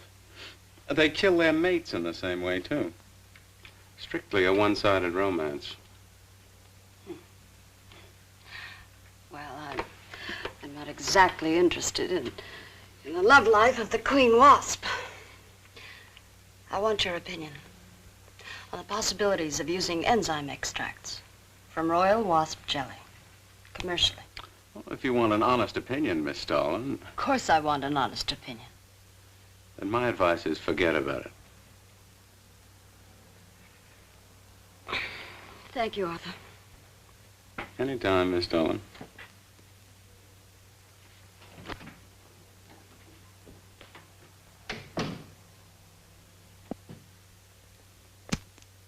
Have Mr. Zinthrop come in. Yes, Miss Starlin.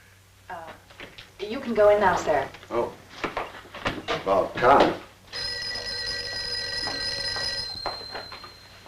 Janice Starlin Enterprises. Miss Starlin? Yes. How do you do? I'm afraid I won't be able to give you much time, Mr. Zinthrop. But it is I who give you the time, Miss Starlin. Oh, yes. Plenty of time I give you. 10, maybe 15 years I give you. I want you to understand one thing very clearly, Mr. Zinthrop. I expect absolute proof of what you claimed in your letter. Tangible proof, not words. Such proof you shall get, madame. And more. But I think I better show you in the laboratory, yes? All right.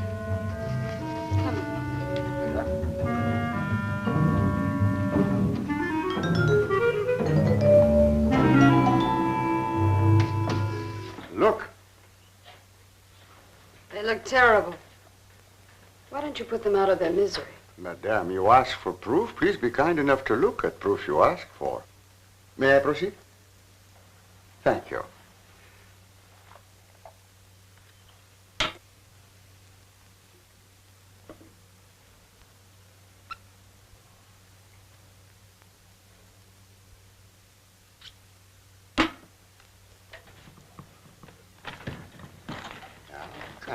Come, little.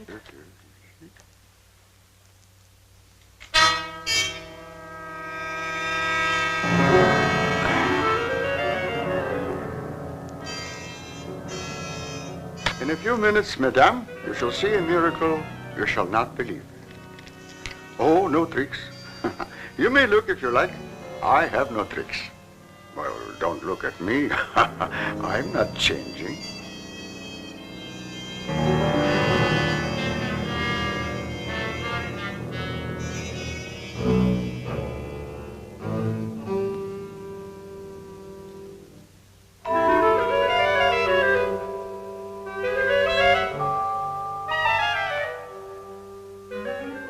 Don't believe it. It's not possible. I see you do not believe one animal, so I bring two. I show you again, yes? Yes, I must be sure. Yes, madame.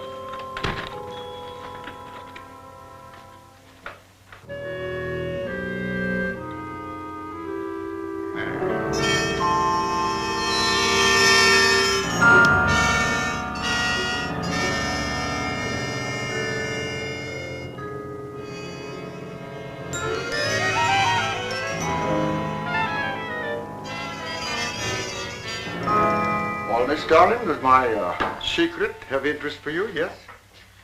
What are your terms, Mr. Zinthrop? First, I must have a laboratory equipped with everything I need for my research. If we're successful, well, I ask for a little percentage. But I must get full credit for my discovery. That is most important to me. I'll have Gordon draw up the contracts. Oh, contracts. Contracts I do not need. You give me your word. Good enough for me. You amaze me. Frankly, when I received your letter, I thought you were just another eccentric. But there was always a chance you might not be. Then you walk in here and show me nothing short of a miracle. 2 miracles. And you say that you'll accept my word that I won't cheat you. You won't. I know you're a good woman, even if you do not like other people to know it. However, my formula may not be good for human beings. I have not tested yet. You will on me. Oh, no. There might be danger. Those are my terms, Mr. Zinthrop. Janice Starlin will be your next guinea pig. Very well. Though it may take a little time to prepare sufficient extract. A week, maybe more. I'll make whatever arrangements you may need for your equipment. Thank you, madame. Now I see how you built all this. I'm very close to losing it, Mr. Zinthrop. Maybe working together we can save Janice Starlin Enterprises. Maybe even make it bigger than ever before. Yes. Oh, yes. I'm sure the next 3 months we will see a rise in Starlin sales that will surpass anything we've dared imagine. Mr. Zinthrop is working on the final stages of a development that will revolutionize the cosmetic industry. He's to have a free hand in his experiments and will be answerable to no one but myself.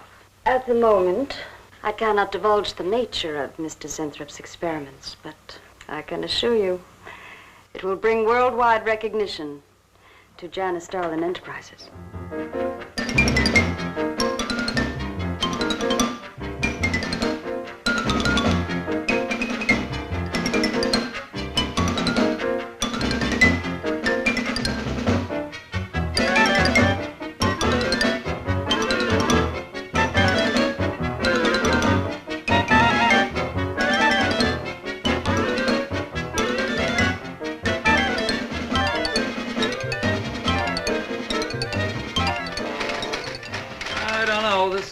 Must be the granddaddy of all confidence men to take in a gal like Starlin. Why doesn't somebody wise her up? Like you, for instance? Bill, what makes you think Zinthrop really isn't on the level? After all, we don't even know what he's working on. It could be very legitimate. You're as bad as she is. Oh, women. Men. Every time you're stuck for an answer, you always come up with women. But you're not getting out of this one so easily. I'd like to know why you think Zinthrop really hasn't got something. Well, you can call it male intuition if you like. It's just that there's something about this whole business that doesn't smell right. The private laboratory, the secret experiments, Zinthrop himself. The only thing that's missing is a genie with a lamp. You better leave the intuition to me. Come on. I'll let you buy me dinner. Buy you dinner? What's happened to your sporting blood? I thought we were going to toss for the check. Oh, no. You won the last 3 times. All right, look, I'll make a deal with you. Dinner is on me if you promise to keep an eye on what goes on in there. What do you want me to do? Read her mail and send you messages in secret code? You could do worse. Oh, no, Mr. Cooper, not you, too. I've been trying to tell Bright Eyes here that I think Zinthrop is a phony and a confidence man. If I were sure of that, I wouldn't be worried. I think he's a lot more dangerous. A quack. Well, I don't follow you, Coop. Well, a confidence man would just be interested in your money. The only damage they can do is to your pocketbook. A quack can be fatal.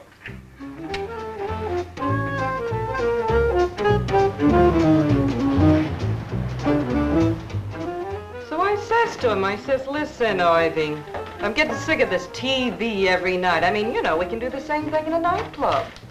Well, almost. Good morning. Janice Starlin Enterprises. I got 2 words for you. Drop dead. Twice. Irving? Calls me to tell me Dr. Cyclops is on Channel 9 tonight. What crust? You've seen it twice already. Good morning.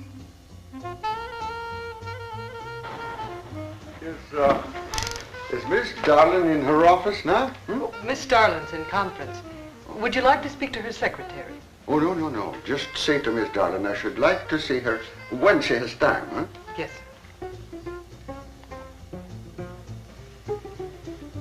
Was there something else, Mr. Zinthrop? No. Goodbye. Goodbye. Goodbye.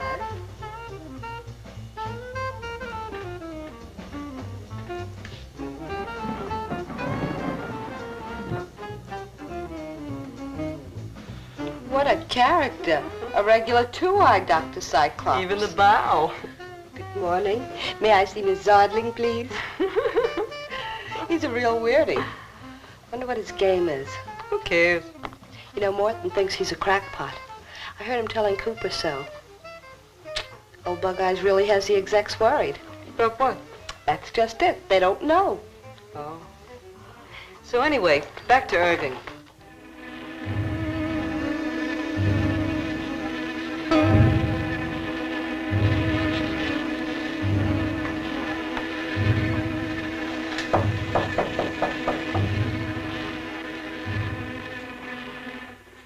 Good morning, Miss Darling. Good morning.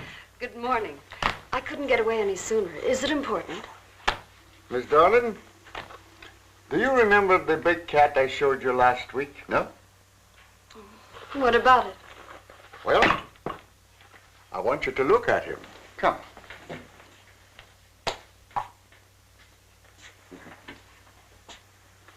No.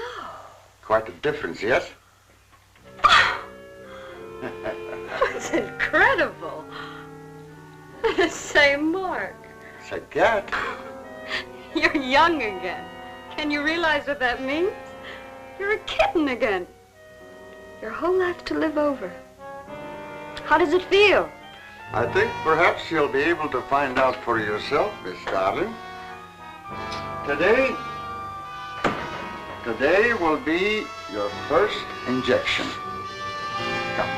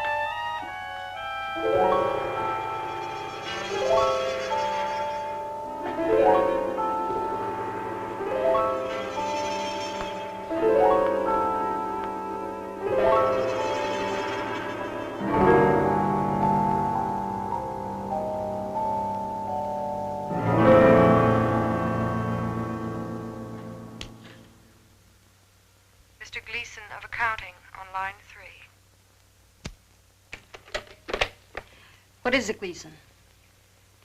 I sent you a memo. Mr. Zinthrop has carte blanche to order anything he requires. It is no concern of yours, Gleason. Make out a check for the full amount.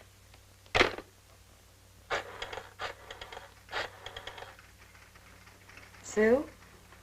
Mary, can I talk to Mr. Lane a minute?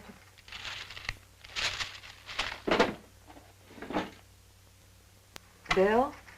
Hey, listen. Gleason just got a bill for $2,300. Zinthrop.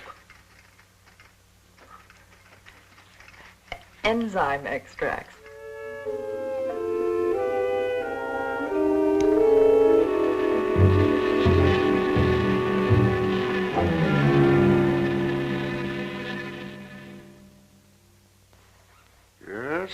Yes, we are making progress. There's great improvement in the tissue. Why is it taking so long? It's the 3rd week. You forget, my dear, there's more to you than a little kitten, no? Besides, there's a difference in metabolism. Why not increase the dosage? Wouldn't that step up the process? Patience, my dear, patience. We must tread lightly, with care. Your arm, please.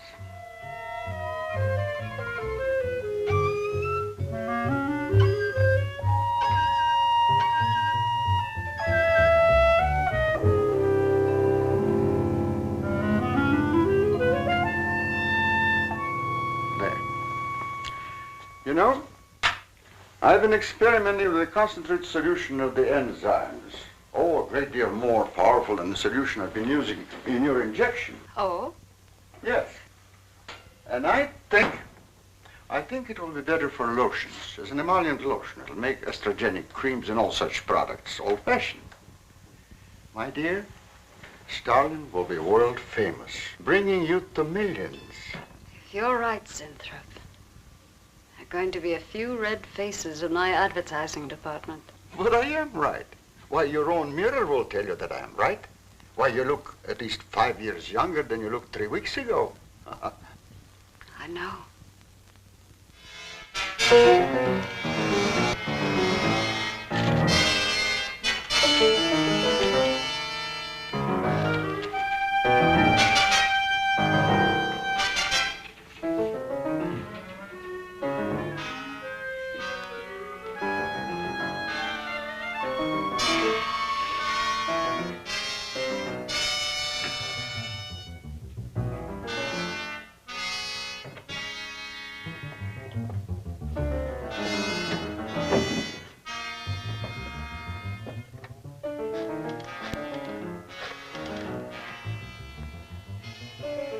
Will you let me talk to Bill a minute, Sue? Thanks. Bill, I think I've got it. Yeah, I'm a nervous wreck. At lunch. You'll have to translate for me, Coop. I'm not very good at that technical stuff. Pseudo-technical. Mr. Zinthrop is a very capable confidence man from what I read in his letter. He claims he can stimulate the processes of rejuvenation through the use of enzymes extracted from wasps. Oh, for... Well, what are you two Sherlocks going to do about it? Right now, I don't know. Frankly, I'm getting tired of the whole business. That woman's so intent on holding back time, she's ready to fall for the first phony line she hears. Wasps. Bill. Face the facts, Mary. Janice Starland has built her whole life on youth and beauty. Now that she's losing them, she's scared to death. Well, right now, she's on cloud 9 with that quack Zinthrop that I'd hate to be around when she comes back down to earth. Well, maybe we can let her down easy. I think we owe her that much. Yeah. Well, what are we going to do? We can't just let Zinthrop build up her hopes and then knock the props out from under her. How can he do such a terrible thing? Poor Jan. There must be something we can do before it's too late. He's got a mighty convincing argument. Very impressive to the layman. 10 to 1, he's got a record just as impressive. Well, there are ways to find out. The answer might be right here in our hands. Heads. I'm going to keep this letter for a day or two. Wait a minute. Suppose she finds out it's gone. I'm the only one with access to that desk. She'll know I took it. Well, that's a chance you have to take, Mary. I think we can be pretty sure that Coop knows what he's doing, honey. Oh, come on, young lovers.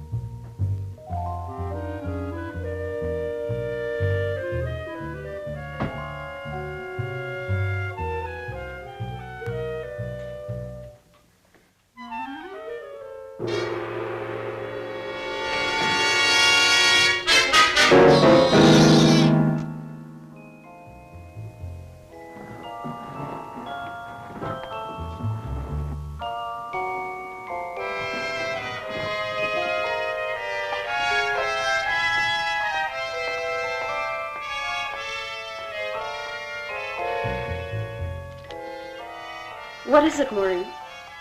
It is you, Miss Darling. Of course it's me. Who did you think it was? Well, you look so different. Finish your nails. Maureen. I think your phone is ringing. Oh, yes, Miss Starlin. Good morning. Janice Starlin Enterprises. Gentlemen, Janice Starlin Enterprises is about to start on the most widespread publicity campaign in the history of the cosmetic industry. Our slogan will be, Return to Youth with Janice Starlin. When Mr. Zinthrop arrives, there will be a press interview, and all questions regarding the rejuvenation process will be referred to him. That'll be all for now, gentlemen.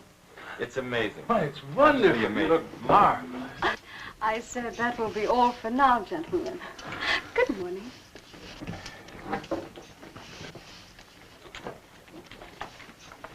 Oh, not you, Mary. Wait a moment, please. Yes, Miss Starlin.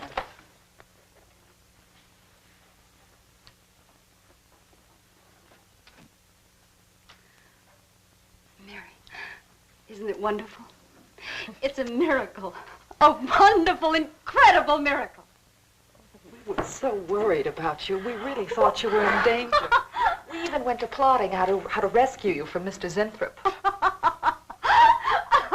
It all seems so silly. It seems ridiculous. Oh, Mary. Mary, how old do I look? Tell me. How old? How old do I look? Tell me. How old? 23, maybe 22. That's how old I was when I started Janice Starlin Enterprises. Do you realize what that means? I'm back where I started, 18 years ago, with what it took 18 years to accomplish.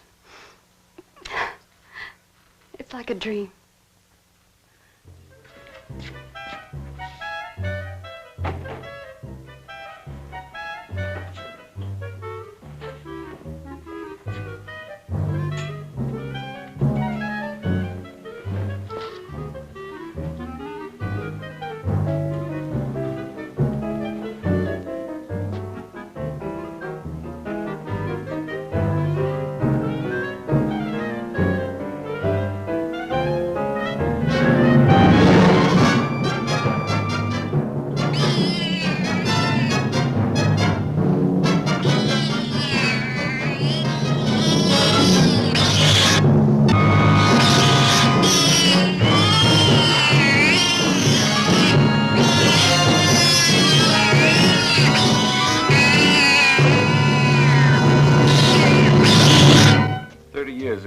bunch of quacks who are treating people with monkey glands.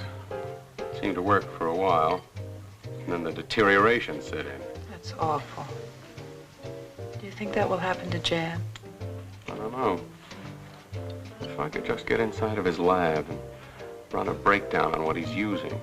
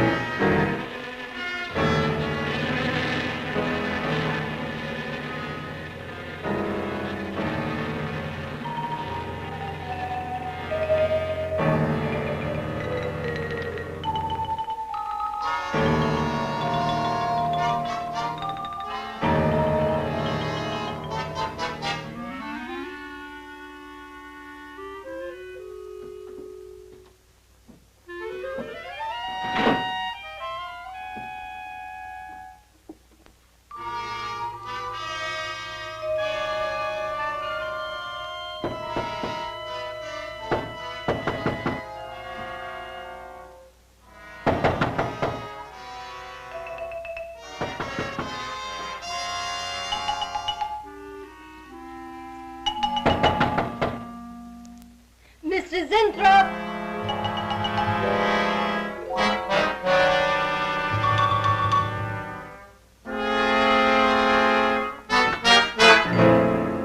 Mr. Zinthrop? Mr. Zinthrop?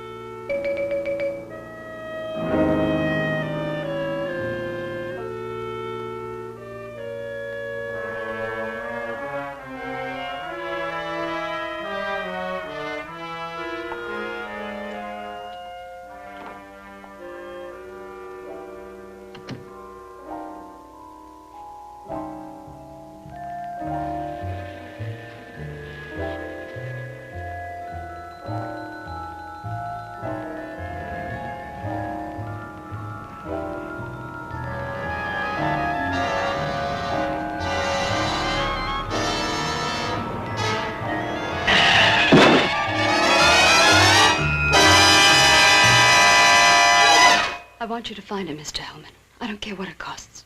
We'll find him, all right. Sooner or later, we find them all. Time is vital, Mr. Hellman. Every hour he's gone, it means more than you can possibly imagine. Well, you haven't given me very much to go on. No home address, no former employer, no phone. This is just like starting from scratch. Mr. Zinthrop wasn't a conventional employee. He didn't go through regular personnel. Uh-huh. You say he came here about a month ago. Well, how did he come here, Miss Starlin? He just didn't walk in off the street, did he?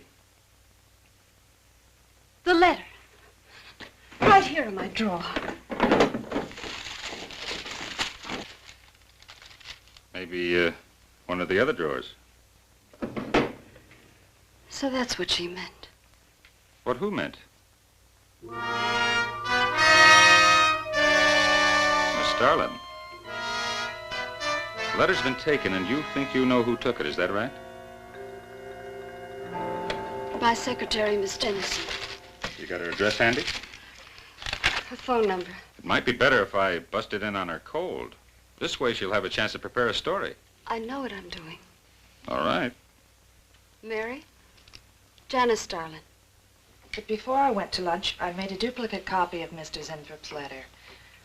I was going to take that one to Bill and Mr. Cooper at first, but then I thought that the original would be better. Have you got the copy?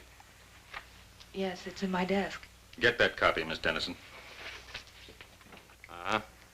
946 West 73rd Street, Manhattan. Yeah, that's right. Get right on it, Jerry, and check back with me as soon as you can.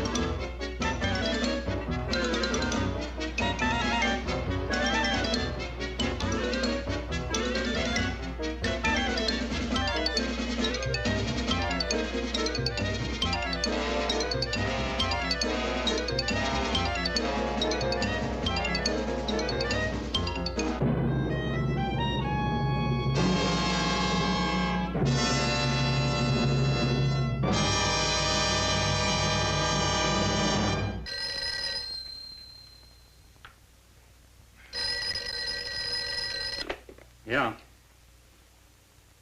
Oh. You're sure he's our boy? Uh-huh. Is he? Central emergency. Mm-hmm. Right. Well, it looks like we've got him. There's a John Doe down at Central Emergency, auto accident. There's no identification on him, but he was wearing a lab smock and Phil Zinthrop's description. Mary, get my coat and Lane, get a cab downstairs. Is he badly hurt? Head injury, general contusion to the body.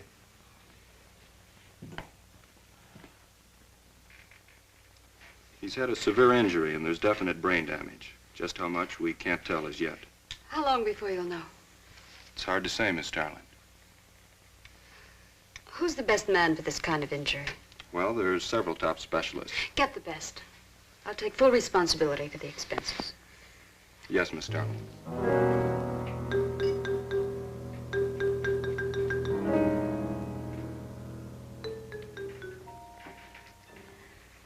I don't know, Arthur. I think it best we wait. It's been 3 days since the accident, Jan. And no sign of improvement. He's still in a coma. You heard what the doctor said. He may never regain consciousness. And even if he does, who knows how badly his brain has been damaged. Well, I'll give it another 48 hours. If he doesn't regain consciousness by then, well, you can take over the laboratory, Arthur. Janice. It's my decision.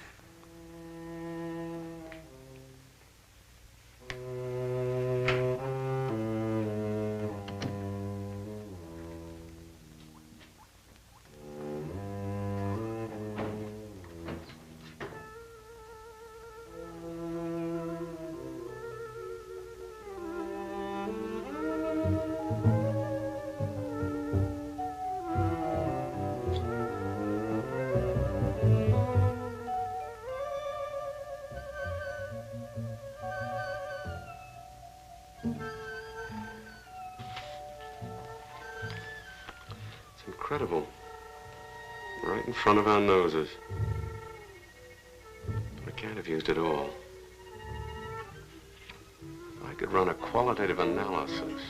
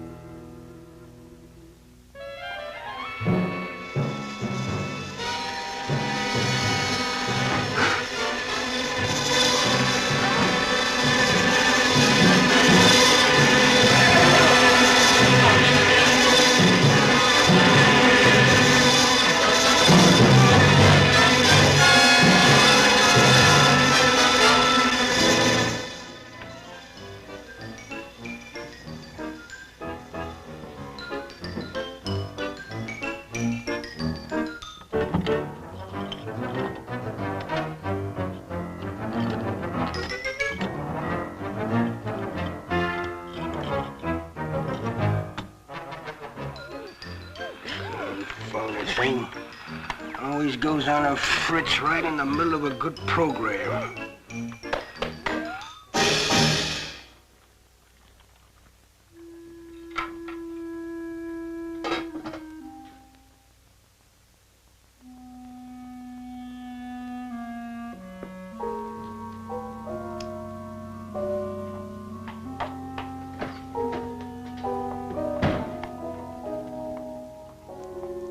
I want this to be the biggest advertising campaign in the history of cosmetic advertising. Every newspaper and magazine in the country will be flooded with our new slogan, Return to Youth with Janice Starlin. Excuse me, Miss Starlin. What is it, Thompson? Well, I think we should be a little conservative, Miss Starlin. Cosmetics are one thing, medications another. We're liable to run into trouble. Yes. All advertising copy will be cleared through your office. Well, it's a touchy business, you know. Max is right, Miss Starlin. You don't have to second the motion, Lane.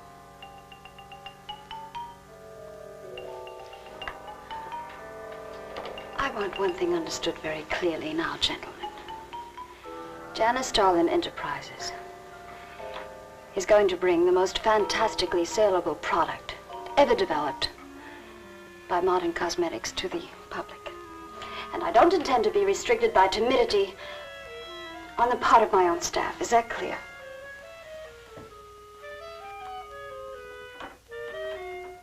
Are you all right, Miss Starlin? It's just a little headache, Mary. I'm fine. Can I get you something? I'm all right. I'm all right. Thank you. I have some aspirin in my purse. It's all right, Mary. Well, that'll be all for now, gentlemen.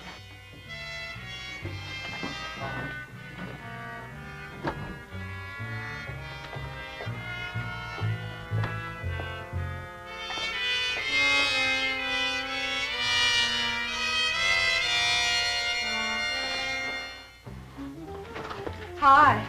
Hi, sweetie. Gee, I sure hope they give the girls working at Starlin first crack at that new stuff. Imagine being 18 again. I guess if it can take 15 years off Starlin, it can take 10 off you. What do you mean, 10? Face it, honey. This is Maureen you're talking to. Yeah? Well, if I were you, I'd take a double dose. Then maybe Irving wouldn't watch television so much. So who says he looks at it? I can't imagine what else he does. 3 guesses. Say, did Cooper come in yet? Mm-mm. Missed a board meeting this morning. I bet Starlin's having a fit. He should worry. Uh-oh. See you later. Bye, honey.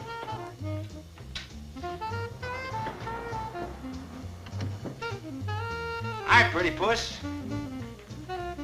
You know where, Miss Starlin's office is? sweet number one. La-dee-da, the Duchess of Flatbush herself. How'd you like to have this phone wrapped around your ear, wise guy? It's more like it, sister.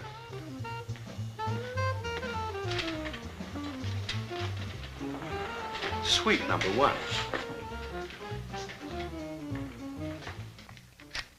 Thank you. Miss Starlin, Oh, what is it, Mary? is there anything I can do? Yes. Is Mr. Zinthrop's room ready? Uh-huh. The nurse is fixing the emergency equipment now, and the ambulance is due any minute. Well, be sure to let me know when it arrives. Oh, Mary, please, before you go, could you see if you could work that thing? Oh, sure.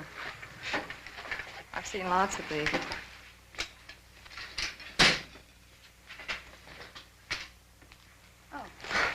Simple enough. That'll be all, Mary. Thank you.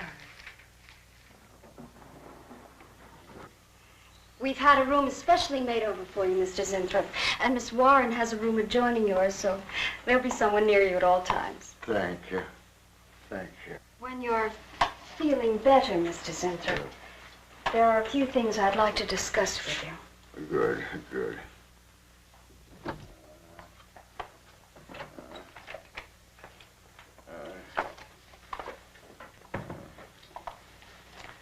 We'll do everything we can to make you comfortable, Mr. Zinthrop. I'm going to spend the nights here in my office. So if anything develops, I'll be on hand. Thank you. Thank you. Miss Starlin. Only there's something. I must tell you something important. But I cannot remember. I'm sure it can wait. Right now, the main thing is to get you back to health. Take good care of him, Miss Warren. Yes, Miss Darling. Sure is funny about old Coop. You miss his one day of work and you're ready to call missing persons. Well, he's a pretty conscientious guy, honey. If he felt sick or something, he'd have called in. Relax. He'll probably be in bright and chipper in the morning. Am I interrupting something? Oh, we were just having a little coffee clutch, Miss Starlin. We were talking about Mr. Cooper. What about Mr. Cooper? Well, about his missing the meeting this morning. Nobody's been able to reach him all day. I wouldn't worry about that. Mr. Cooper's been here a long time. Probably feels he's entitled to take a day for himself now and then. That's what I've been trying to tell Mr. Lane. Oh, by the way, Miss Starlin, how is Mr. Zinthrop? Oh, fine. In a few days, we'll start the layouts for the campaign. Oh, I'm ready when you are, boss. Look those over. Hey, Bill. Huh? Don't go getting any ideas about the boss. Well, me? Don't be silly. I just wanted to know that I'm an eager member of the team. Still, she is looking a lot younger these days, isn't she? You think Zinthrop would give you any of those treatments? You know, break the watch or something?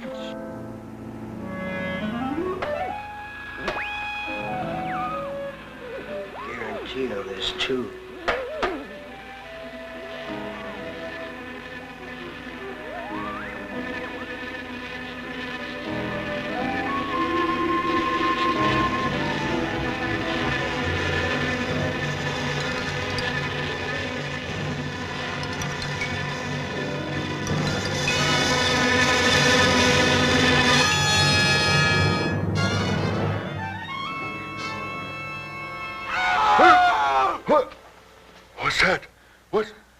Lie back now.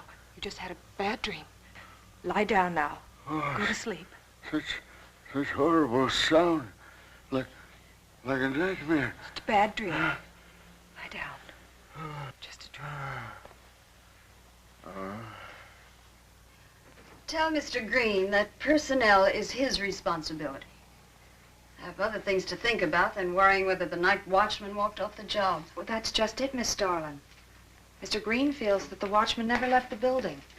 His lunch pail and his raincoat are still in the basement. I don't want to hear anything more about it, Mary. They're at Miss Starlin. We'll use these. Oh, fine. She swears she heard a scream from one of the other floors. Zinthrop heard it too, but she convinced him he was having a bad dream. Oh, maybe they both were. That's not funny anymore, Mary. There's something going on in that building. And I'm going to find out what it is. How? Have a look around Cooper's lab, for one thing. After that, I don't know.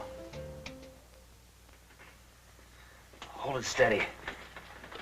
Bill, this is crazy. We could really get in trouble.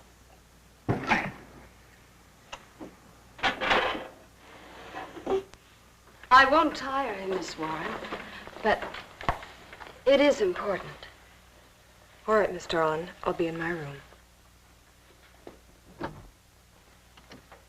Zinthrop. Zinthrop, you've got to help me. Something's happening. Something's happening to me. I can't control it. There is something I must remember, but I can't. Try to think. The wasp enzymes. The extracts you were experimenting with before the accident. Try to think. I can't. Well, this is Zinthrop's notebook, Mary. Notes on his experiments with Jan. Well, how did Cooper get hold of it? I don't know. If only Coop would show up. Mary, look. It's Mr. Cooper's pipe. Well, don't you get it? He'd sooner go out without his pants than leave that pipe behind. He's still somewhere in the building. I bet a year's salary on it. If he is. He's dead.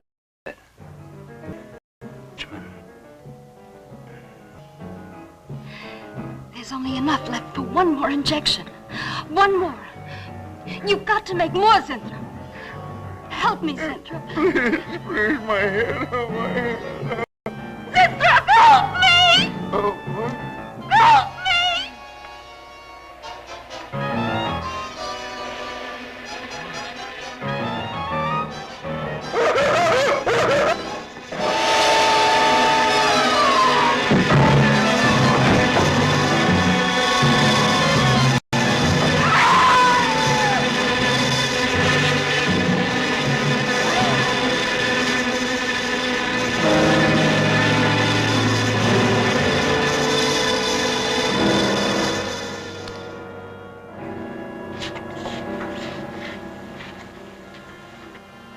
Is he asleep? I don't know.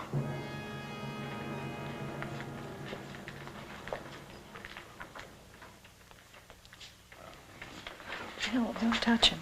If anybody knows what's behind all this, it's him. Mr. Zinthrop. Bill. Look at...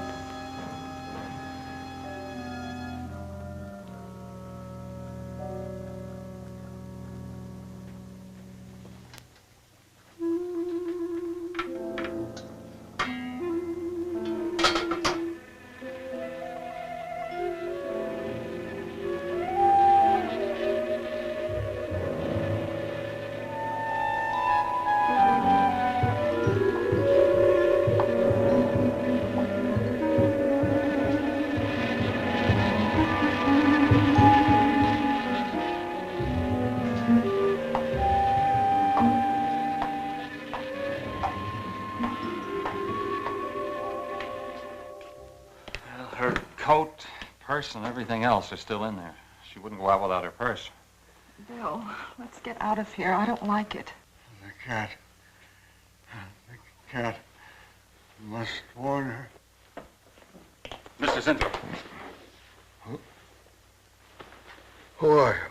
Well, there's nothing to be alarmed about, Mr. Zinthrop. I'm Bill Lane, and this is Miss Dennison, Miss Starlin's secretary. Miss Starlin. The cat. What about a cat? Must warn her. Injections. Must not take any more injections. Is Miss Starlin in danger? Terrible danger. I must... Take it easy, Mr. Zinthrop. You're still pretty weak. Mary, see if you can get Jan on the phone. All right. All right.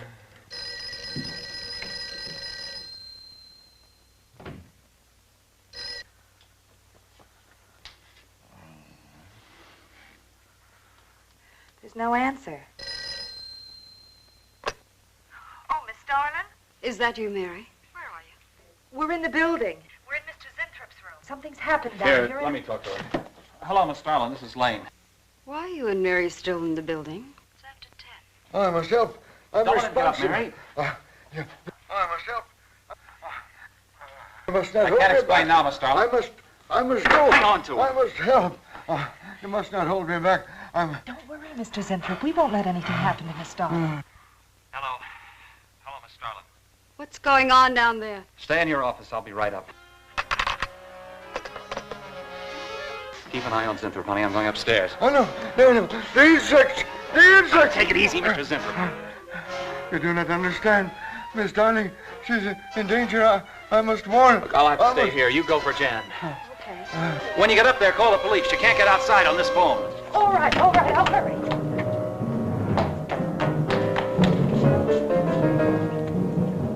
Not the police. Not the police.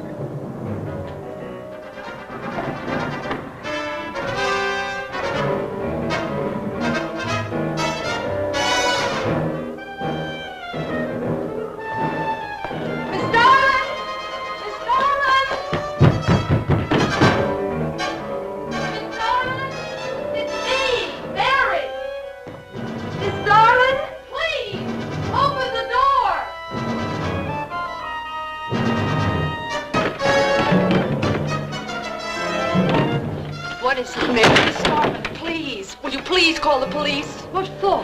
Look, I don't have time to... Mary! I'm sorry I had to do that. There's no time for hysteria. Now, what is this? The enzymes. They've gone crazy. Sure, Mr. Zinthrop. Now, you just relax and take it easy. Everything will be all right. We'll take care of those, whatever You do not call them. understand. You do not understand that girl. You shouldn't have sent her upstairs. She's in danger. You must stop her before it is too late. Okay, as soon as the cops get here, we'll take Oh, you fool. Miss Darling will kill her and tear her body to shreds. Miss Starlin, kill Mary? Miss Darling is not a human being any longer. The enzymes have changed her. She will destroy the girl as a female wasp would destroy her enemies, and then devour the remains. Then Bill found Mr. Zinthrop's notebook in Cooper's desk. No, there's no mistake. We've got to call the police now. Now, Mary, you're just getting a little excited. Now, who could possibly want to hurt Mr. Coop? I don't know. But it's not only Mr. Cooper. What about...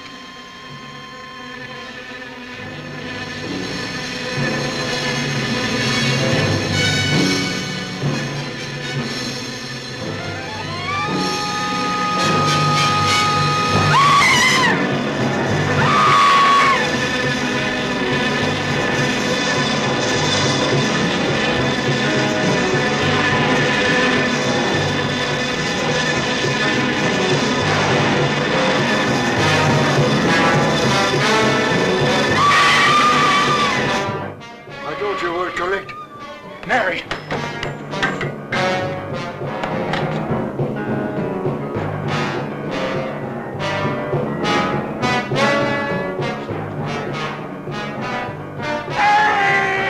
Wait!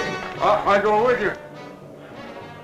I can't wait. I'm going to take the stairs. Oh, look! Laboratory. She's gone to laboratory. Get up the stairs fast.